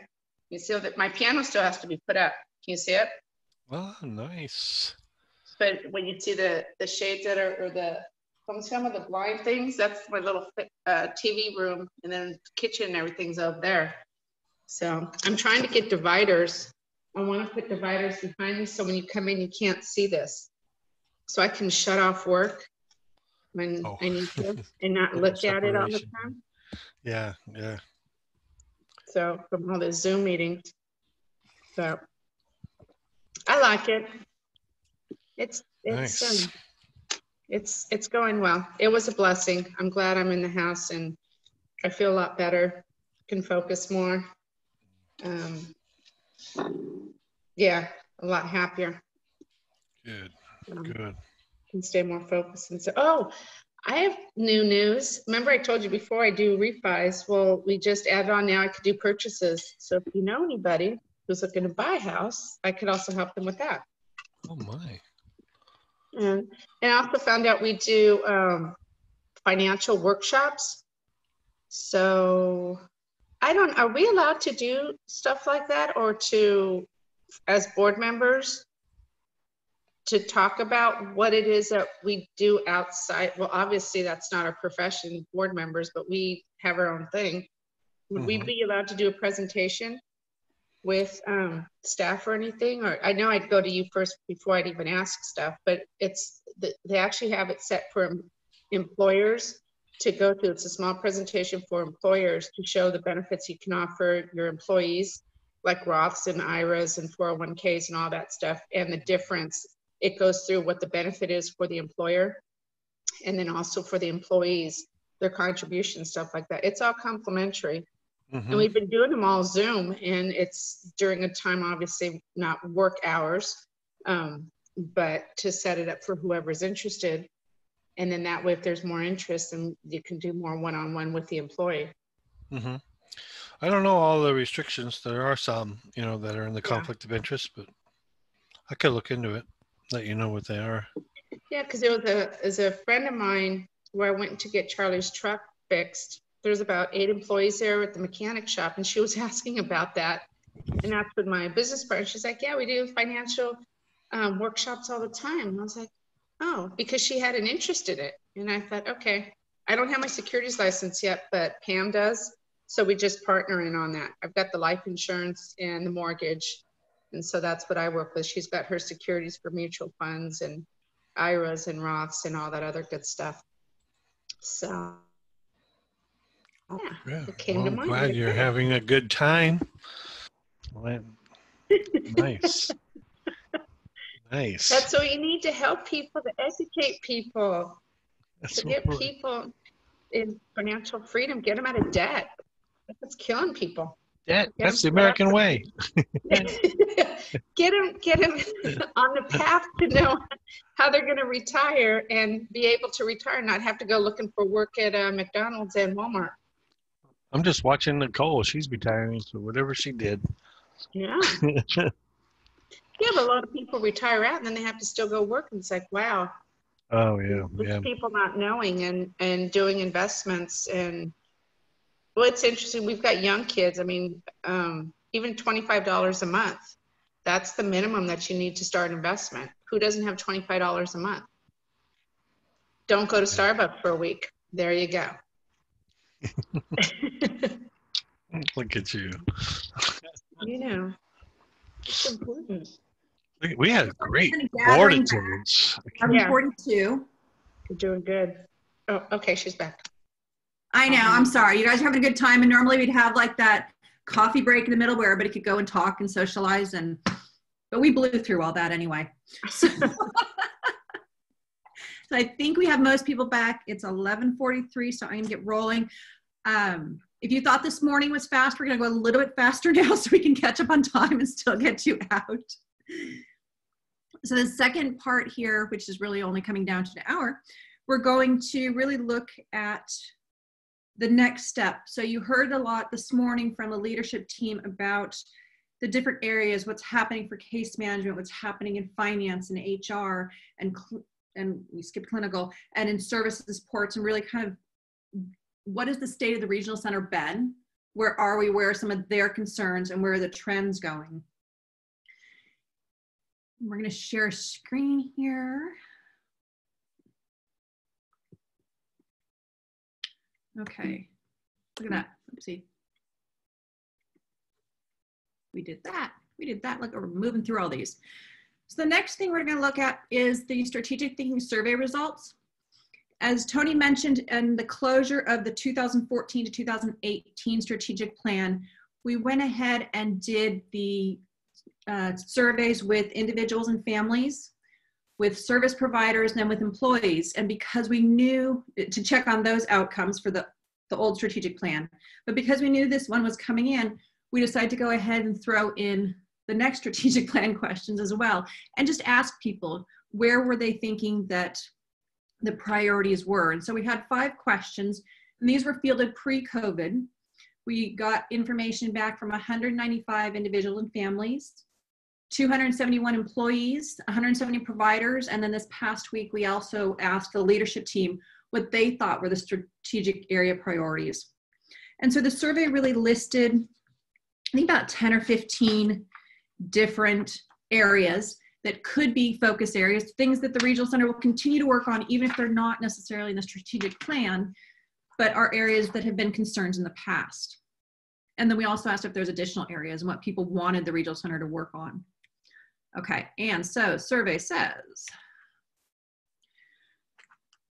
when we asked people, what do you think the regional center needs to work on in the next 3 years to 5 years? The top results for individuals and families were consumer health, both physically and emotionally, and consumers feeling supported and empowered, communication to and from the regional center so people have input and so that they receive information back. And of course, Tony addressed some of the things that were happening from communication under the previous strategic plan. And then the fourth one that was most important to them was consumer access to social and recreational pursuits. And Nicole touched on that. So that's one perspective. And those are things that individuals and families were saying that they felt was most important to see. When we asked the leadership team with their different perspective and their different set of knowledge, their priorities came down to, the first one was consumer health again, both the physical and emotional, and consumers feeling supported and empowered, so those kind of overlapped. Their third priority was consumer medical care, and the fourth one was housing. And as Tony said, housing was on the previous strategic plan. Employees in general of the regional center, the number one concern was caseload ratios. As Cindy shared with us, while the average is 1 to 85, we had everything from 124 to 72, I think was kind of the range that was going in there. And then the second one was consumer health. The third one, consumer and feeling supported and empowered, excuse me. And the fourth one, training. And Tony talked about some of the training, and so did Bud, about all the training that had come into place. Service providers, from their perspective and what they see, their top 4 concerns were consumer health, again, physical and emotional, consumers feeling supported and empowered, consumer medical care, and training. So you can see there's a whole lot of overlap in the 1, 2s, and then you've got a couple in the training, there's 2 there, and we've got 2 a couple other places. And so there seems to be some consistency, but the different perspectives are feeling, what people from different areas are saying, which doesn't mean that the long-term structural support, self-determination, or transportation, or quality assurance, it doesn't mean those things aren't important. But as we go forward with strategic planning is really about looking what needs to be those top priorities, because we are going to have limited resources. As Claudia was saying, our budget's going to come down a little bit, at least in the ops area. And as Brian was saying, we probably won't get as much money for some of the resource development. And so we kind of need to look at, with those limited resources, and one of them really being time too, not just the money, but everybody already has a full plate load and then some.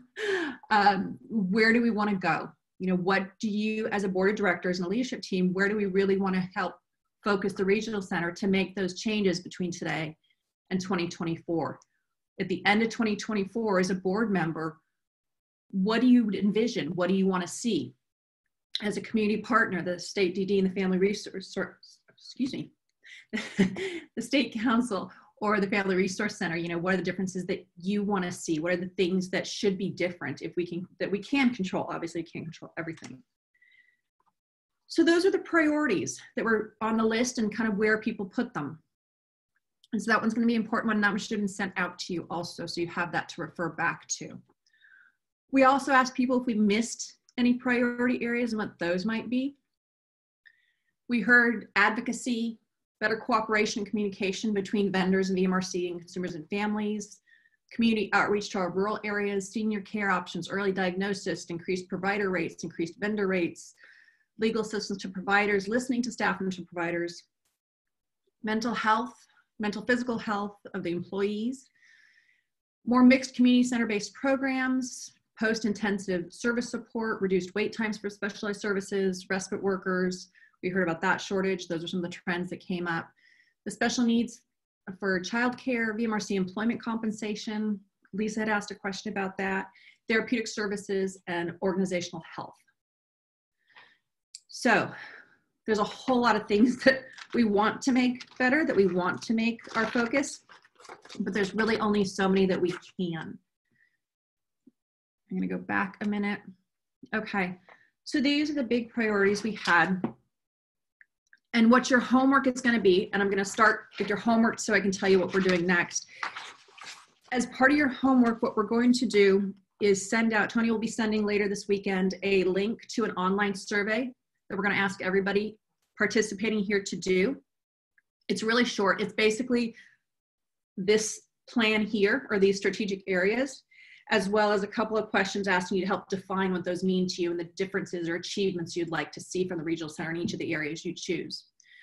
As a board of directors, it is your responsibility, but also your opportunity to really help set that strategic direction for the regional center. And this is that opportunity. So for the next 3 to 5 years, where as a board, given what you've heard today, given what you know, given what individuals, families, employees, providers have told us through these avenues here, where do we need to focus? And so for your homework, you're going to be looking at these areas, rating them for yourself as a board member, things that you want to make sure that the regional center has in the strategic plan. And again, how you define that and what you see.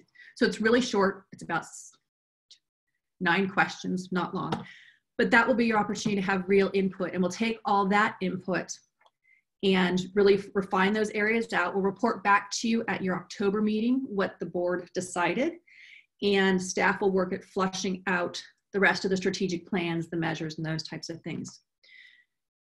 So we'll send that out later today, or probably tomorrow actually. But in the meantime, with the time remaining, I wanted to give the board members as well as the leadership team time to advocate with each other, if that makes sense. The priority areas. So as a board member, do you have a strong feeling, or a leadership team member or a community partner, which of these areas is going to be most important if you had to choose one, and why would you advocate to the rest of your board, to the rest of the people here today, why it's most important? This is your time to get people to vote for your issue. So I'm going to go ahead and, can we take this down, or do people need to see it up? Does this help? It helps to see it. Okay, thank you, Tina. Okay, so is there anybody who has an opinion, and what do you want? You know, as a board member, what is your number one thing that you want the regional center to have on there, and why do you feel that way? And if you don't, as a board, want to do this, the leadership team is also prepared to take one of the top ones and advocate for it as well.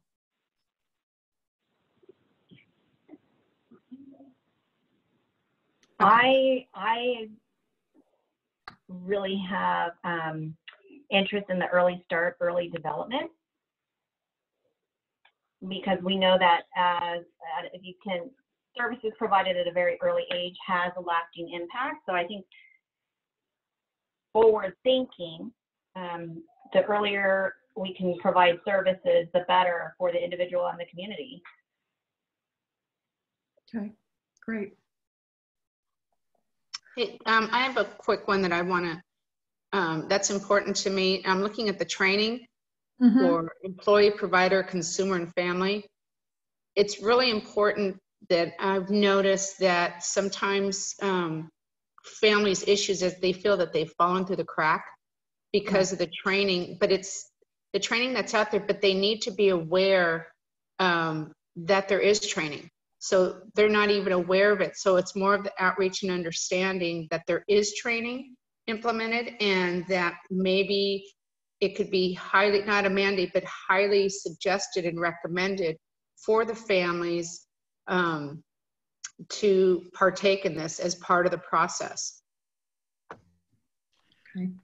Also, Ms. Gabby has an opinion. She said that one of the things she would look at, just to highlight what Linda just said, was to maybe even make the trainings even easier, because even all the writing right now that she's understanding what I'm saying to her, but she's looking at all the writing and she goes, it's above my grade level. It's high. So are we making these trainings easier? And for people with disabilities, if, you know, how could we do it a lot easier, the trainings, in order for them to understand if she's having a hard time understanding? Thank you, Gabby. Thank you, Carlos. Can I say something too? I'm looking at the chart and I see that training piece from the leadership ranking at that 13, that caught my eye too. And although I'll stand by the, you know, keeping consumer health and the other rankings are fine. I don't have an issue with the rankings, but I could not agree more with that need for training. What training does also is when you, in my opinion, in terms of managing staff, when you require and demand that the staff working at the regional center participate in providing trainings to vendors, what it does is it really provides accountability. You can't walk your way through a training with somebody unless you know the materials. So I know I also mentioned it's difficult to have that time to provide that training as staff, to have our staff doing all the training. But I firmly believe that we should really focus on those training opportunities, not just for our staff, but for our providers. I think that speaks volumes, and it lasts, and it not only creates those relationships with the providers, an ongoing relationship, but again, it really means accountability, because you can see, you know, the results are pretty clear as those outcomes of training occur. So yeah, I just wanted to weigh in on that, on the importance of having training opportunities for all persons, all the community partners and staff. I'd just like to piggyback off that.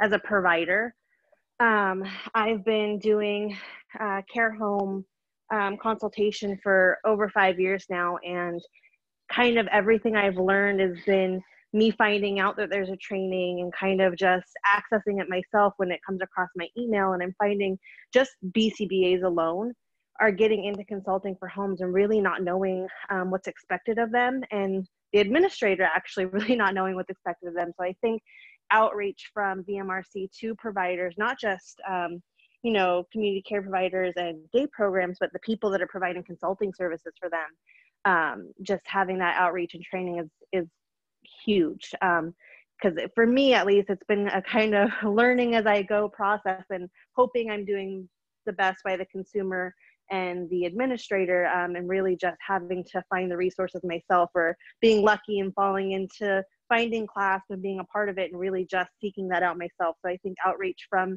VMRC to the provider would be huge in training. Thank you.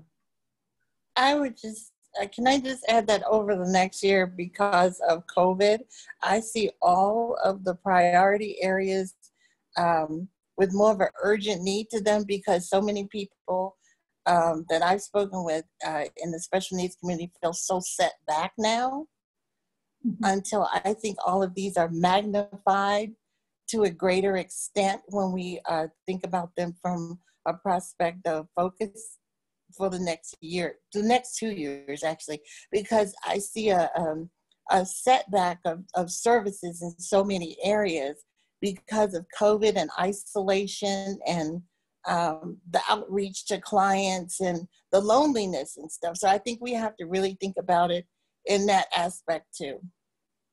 And are there certain areas that are, you're saying in all the areas, but are there certain areas that yes, it's area. Really, I'm sorry. Yes, this is area. Which one? This is area talking. No, but I'm sorry. Yes, no, but you were talking about that there was really importance and urgency because people are getting behind in COVID. So were there certain priority areas that you had in mind with that? Just from a lot of parents I've spoken to, and just with the program Chloe is in, they're just getting behind in some of their reading and their skills and all, because a lot of parents, you know, they're not attending their programs anymore, so they're not getting all the access at home they got in their programs.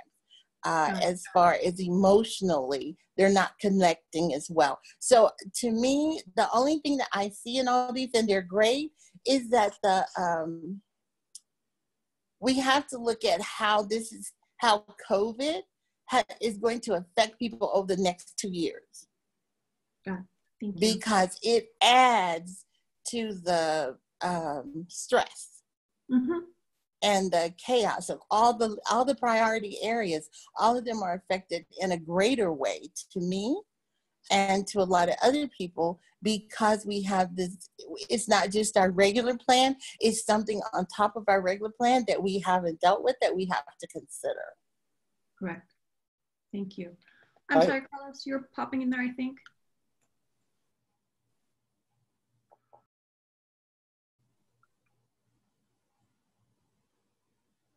Steve, thank you. Okay. I would like to, I agree with everything that's been said so far. I look at consumer employment and day activities in this COVID environment as something that would move up the list for me that maybe it normally wouldn't as high. But I just know, and I was talking about this earlier before the meeting started, about my son not being able to go to work, not being able to go to his day program. He's at home by himself from the time he gets up until 6 or 7 at night. And the emotional drain and toil that's taken on him, you know, is just enormous.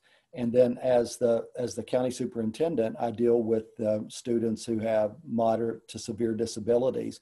And I get telephone calls and emails from parents every single day saying the same thing, that their kids are at home, they have no access to people outside of the house, and they're just depressed, or they're, you know, just spiraling, and their emotional, the emotional drain that it's taken on them is just, you know, incredible. So I would like to see or figure out a way that we can, you know, get our programs back up and running, get students back out into their jobs where it's safe, and make that a priority. Thank you. Do we have some others? Thank you.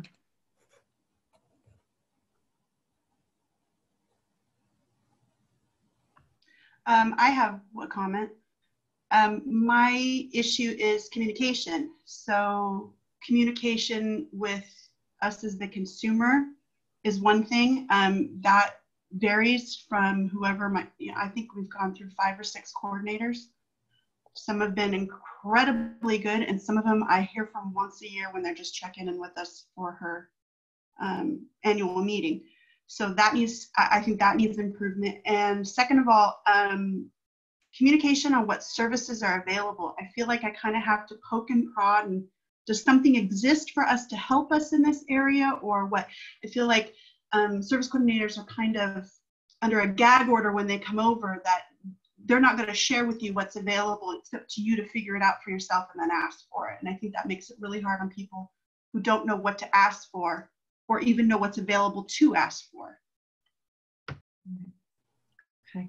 You know, I'd like to join in on that and say, I think that ties into that training as well, because I'm hearing from quite a few families that they feel that their service coordinators just aren't equipped with enough information sometimes. So I think we really need to focus on training of our service coordinators regarding all of those services that they should be offering.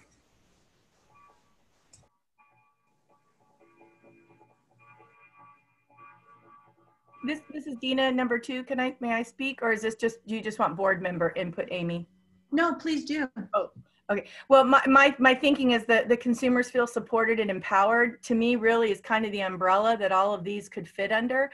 Having the caseload ratios be lower where people get to know one another, would be ideal. But I think they all fuel that consumers feel supported and empowered. That would include the trainings. I mean, you know what I mean? So I can see where all of these could kind of fuel right underneath, the health, the consumer health.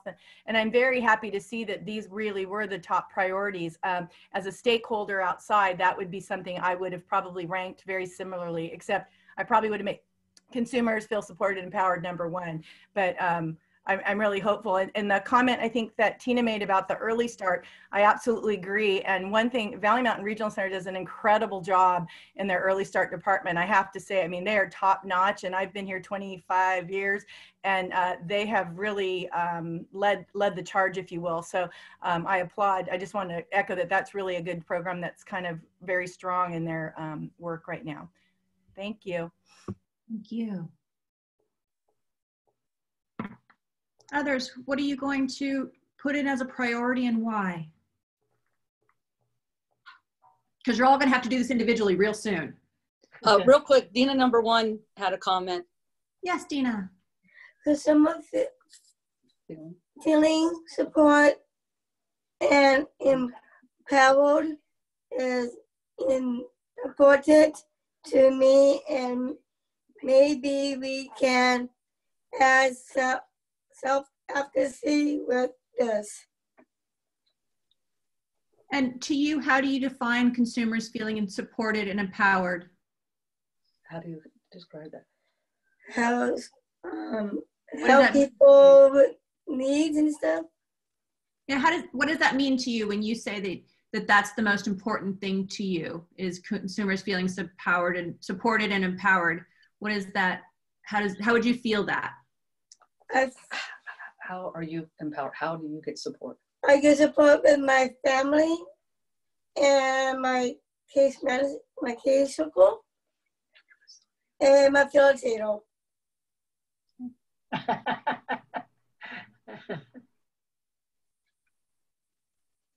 Thank you, Dina. You're welcome. What else are people going to put on there and why?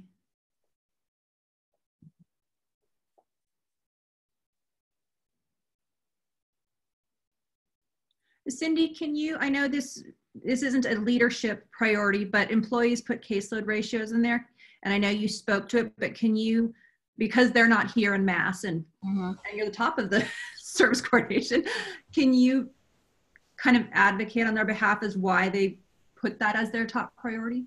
Well, because there just aren't enough hours in the day to get the job done. I truly believe that.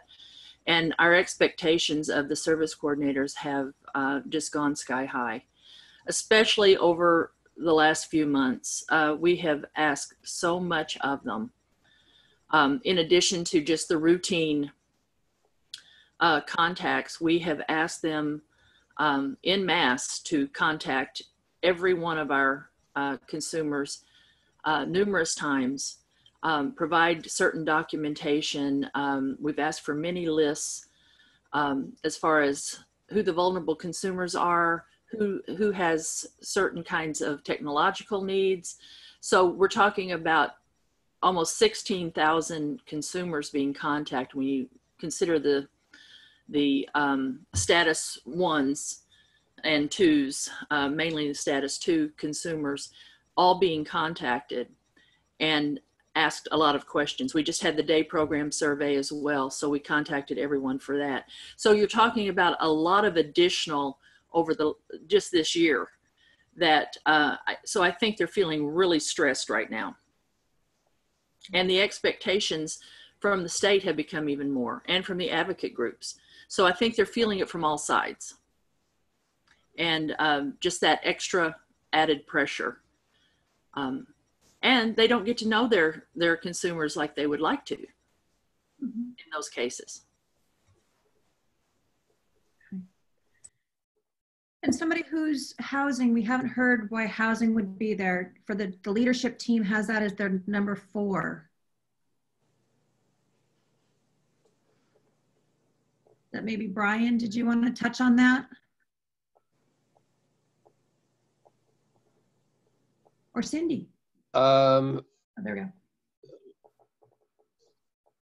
So the leadership team had as their 4th highest priority, and not that you voted that way or didn't wave, just the team as a whole. But since you're on resources, I thought I would pick on you. I would volunteer you. I have a few things to add too, so go ahead. I mean, I think affordable housing is an issue for everybody. It absolutely extends to the consumer served. For me in resource, this is a tough one because this is, especially in California, this is just a hard one to mitigate. This is a hard one to, to create. This is something that is so outside of just regional centers and takes the local city, county, state, and planners to come up with these some centers with significantly impacted housing areas, Southern California and the Bay Areas. They do have housing projects to develop affordable housing in smaller groups, in apartment settings, condo settings, shared living settings. And our center, because when you look at the numbers, the housing in the San Joaquin, Stanislaus Valley comparatively is considered affordable, although try telling that to someone who's struggling to find housing. So it's something that I don't know that I could dive too deep into right now. It's an issue. I'd be glad to explore it further as part of the strategic plan. No, I'm just picking on you real quick to see if you, as resource. Okay. Tony said you had That's something. okay. Thank you, Brian. Yeah, what I would add is that last time housing, the approaches to housing had to do with specialized housing for people with complex medical health needs and behavioral needs. And I think we're still going to be seeing that kind of allocation of some special funds from the state. The developmental centers are going to they're completely gone. And yet we're still going to have some people that are going to have very significant needs. And so I still project that those are still going to be there. There's still going to be that need, but in the other piece of housing, like Brian is talking about, is huge. This is if we are going to have more people going into supported living, independent living, or even supporting families in our regions, we are going to need to expand in affordable and accessible housing. And that is not a regional center only job. Even building of housing is not preferred to be just developmental disabilities. It's preferred to be a broad audience. So, because you don't want to just be building large complexes for just people with developmental disabilities. So it has to be done through these broad coalitions and partnerships. And we are engaging in a few, and it is a priority to work with other housing partnerships in our area. So there's still a lot that needs to be done there. It is very important, and it is very difficult. Thank you, Tony. And just to add to that, I mean, SSI monthly checks just don't cut it when it comes to affordable rent. And anything that most people can afford is not in the best areas. So it's not safe as well. So we have a lot of issues surrounding housing and being able to afford that. Thank you, Cindy. Are there any questions that people want to pose to the group or other areas that are on here that are important to them Again, everybody will have the chance to voice individually, but this is your chance as a board to talk to each other, because it's going to be the board responsibility to set this and own this as they help guide the regional center through these priorities. I'd like to make another comment. When we were talking about getting to know the consumer, I don't know if it was just my last service coordinator, something she went above and beyond, or if it's something all service coordinators are doing. But every time she would send me my packet, there was always a cover page, and it was in color, and it was all the fun, cool things about my kid, and pictures of things that she liked, and information that was specific to my daughter about who she is as a person. And I wanted to say that every time I got that in the mail, that was one of the best things. And I think that in retrospect, that was a really good piece of information that my service coordinator went and explored who my child was and learned about who my child was and knows who my kid is, as opposed to just sending me a typed out plain document saying your child likes this thing, your child doesn't do well with this. It looks like she took some time to get to know my kid, and that was incredibly moving to see that they went and did something specific to my kid only. It's awesome. And you know, we're trying to do that with everyone. Our service coordinators are to complete personal profiles on everybody during the IPP or during the annual review. And we found that they've been incredibly helpful in a lot of different ways just for people to get to know each other.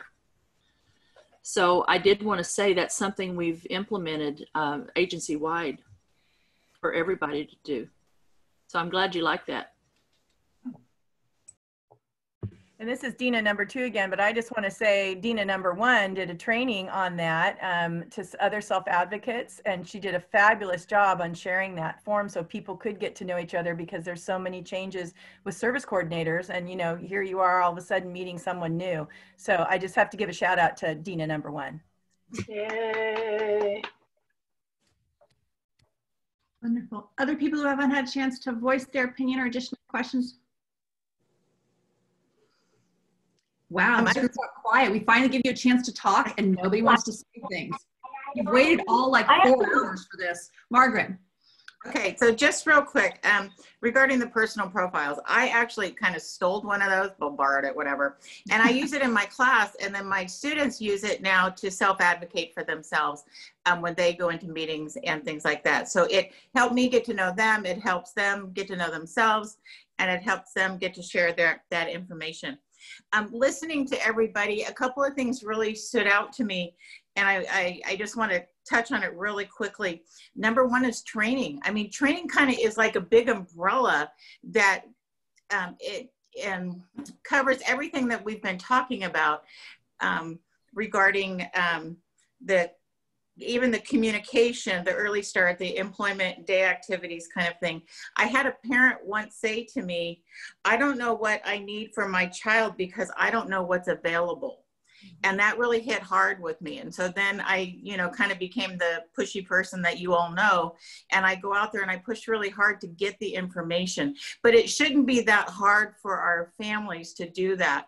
So I think that goes along with the communication and the training. So I just wanted to shout that little piece out. Thank you.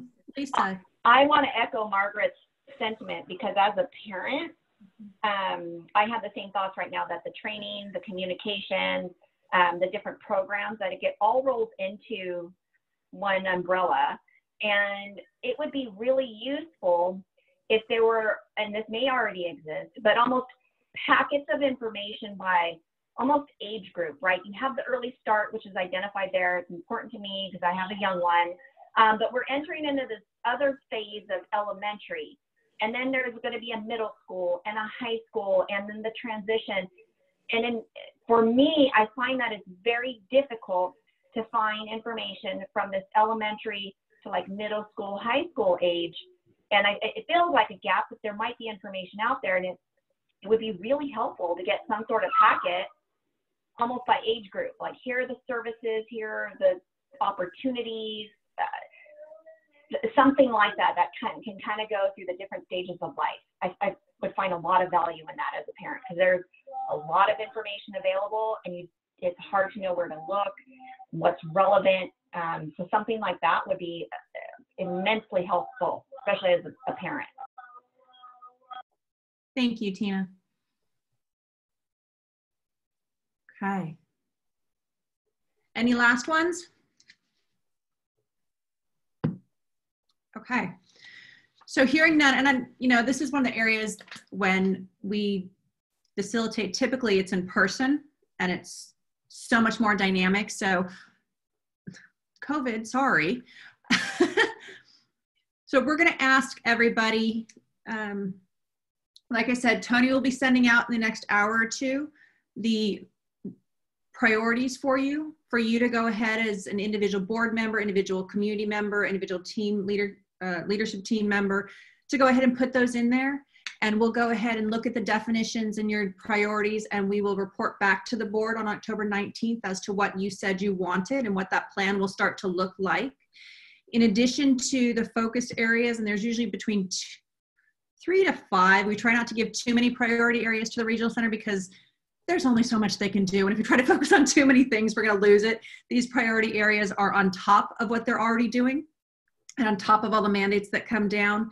So we don't want to, if we give them too many, we're not going to achieve what we're trying to achieve, and it'll be too spread out. So the final ones will be somewhere between 3 to 5. In addition to the ones that come out from today, the team leaders, the leadership team, sorry, I keep saying that backwards, will have an internal goal as well, or an internal focus area. It's really looking at inside the organization, work on that in there as well, and they'll report back on that too. So again, I'm going to forward it to Tony. Tony will send it back out to you. We will have 1 week for everybody. I'm going to get him to bug you once or twice during there if you don't respond, because truly this is your opportunity, again, as a board, as a leadership team, community members, to help really structure the regional center, to help guide them for the next couple of years. And it's a really important document that helps them touch back when we have a limited resource allocation or we have a decision to make. Sometimes you need something to go back to, and in this case, it's the direction provided by the board and provided by the leadership team. So that's the next step. Again, you'll have 1 week and we'll put that all out there to you. Please, please, please, this is your opportunity. Get out there and vote, right? Somebody has that shirt on, they've got to. So thank you all for your participation today. My email is on the agenda that you got as well. So if you have questions afterwards, go ahead and let me know. Once you guys complete the survey by the end of next week, like I said, we'll report back to you. In addition to the priority areas, it also asks you what the area means to you and the change that you want to see. So it helps kind of define it a little bit. Most of these terms are very broad. As somebody mentioned, really consumers feeling empowered could mean everything. And so we really need to define it a little bit to know exactly what we're working on. When Tony reviewed the 2014 to 2018 strategic plan, which she did include a link to in the chat, you can see what kind of the statements were, some of the guiding statements that help define what activities were going to happen under there and what measures we were going to look at, what changes we wanted to make and how to achieve those changes. So it's not just the area, but what that area means. And we're actually getting you guys out on time. Like, round of applause. We get something for that, right? No, thank you guys all. It's really, really huge that you spent your morning doing this. I know that you had other things to do, and as board members, you put in so many extra hours to help guide the regional center and represent all of the people served. It was really huge. You did it without getting donuts or coffee in person, which, should have had box lunches delivered, Tony. So I'm going to turn it back over to Tony and Margaret. Thank you guys very much. I so appreciate your time and your efforts and everything that you are doing. And thank you for allowing me to be part of this. Tony, yours. And thank you, Douglas, for all your IT. Yes. Thank you, everybody. And now if I could just go and talk about stuff that I want to talk about for about 10 minutes, and I can get us over the mark, and we'll be in violation of our commitment to time. How about that, Margaret? Just kidding. I would never do that. I just want to say again, thank you to everybody. I know this was, it really did seem like, oh my gosh, on a Saturday, 9:30 to 12:30. really, we're going to get people to do this. And the number of people that we have on this call, almost 30 people on the Zoom, it's just very impressive. And it tells me that there's a serious commitment here with our board and our partners. And this conversation that we just had too really impacted me. And I really brought in a lot of information along with all the information today. So I've got some really good ideas that are bubbling up. Of course, I will hold back and let the process direct how we move forward and get more information that will inform the work we're going to do. But you saw the many things we did in that last strategic planning process, and this one will follow just as well, and we will do even more. So thank you all. Margaret, it's all on you now. Okay, real quick. Thank you to the board members. You guys are amazing. I know it's really hard sometimes to voice your opinion, and I think it's even harder in this format rather than we're sitting around a table with a cup of coffee or later with a glass of wine, which is what we actually did last year. So thank you all for your input.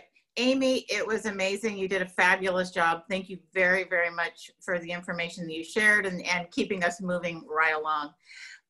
Tony and Doug, you guys are amazing always. And I just thank you for everything that you do and how you made this possible for us today. But I also need to do shout outs to Claudia, Cindy, and I know Claire shared information. We didn't get to hear it today. Brian, Bud, Nicole, I think Rochelle's out there too. Because without you, we wouldn't have this information and we wouldn't know what to do with it and what to work on and learn. We learn from you. So thank you very much for all that you do. Our community partners, I know that we've had Dina too on here today. Thank you. You're amazing. Lisa Colley, thank you so very much for all that you do. And I know Carlos is here someplace. If I missed anybody else, please, I'm so sorry. But I got to do a super special shout out to Nicole. Holy moly, 30 years. Wow, I'm impressed. Thank you so very much for everything you have done. You have totally seen the changes from 30 years ago to today. And you have moved along with it. So thank you, thank you, thank you. And last but not least, all the questions in the chat were pretty cool. And thank you, Tony, Doug, and others that did clarifications in the chat so other people knew what we were talking about. So you guys rock. You're all awesome. Thank you for giving up your Saturday morning. And my dog didn't even bark once. So I got to say a big shout out to Finny. So good job on her. But enjoy the rest of your day. Do your homework. We'll get back together and work on this. So thank you, everybody. Thank you. Thank you, everybody. Have a great weekend. Bye-bye, everybody. Thank you, everyone. Bye. 5 minutes early. Oh my gosh. You're not done yet. Okay. Oh, I'm done. I'm No, hitting the not golf yet. course. I'm As hitting soon the as you golf forward course. the email, then you're done. You want to stay on for a little bit, Tony? Maybe do a second half? I got a tea time. I'm sorry. All right. Bye, everybody. Thank you all. Have a great weekend, everybody. Thank you. Bye. Okay, give me 10 minutes, Tony, and then forward the email. That was a good conversation. That was good. It was. Hey, Tony, me and you got the same switch on. Hey, we're twins. Yes. They're not going to be able to tell us apart. We're the same age, too. Yeah, same age. They're really not going to be able to tell us apart. Yeah. Is your shirt gray? Huh? Is your shirt gray? No, it's blue. No, it's blue. Oh, okay. Maybe it's a filter on your lighting system. Hey, Tony, did you see who's playing Oh. for Mississippi State today? Who? That KJ Costello, that Stanford transfer. Oh, really? Yeah, he's a starting quarterback at Mississippi State now. They play here at 12:30. Well, Pac-12's going to be kicking it off in November. Yep. 7 games. The Elite Conference.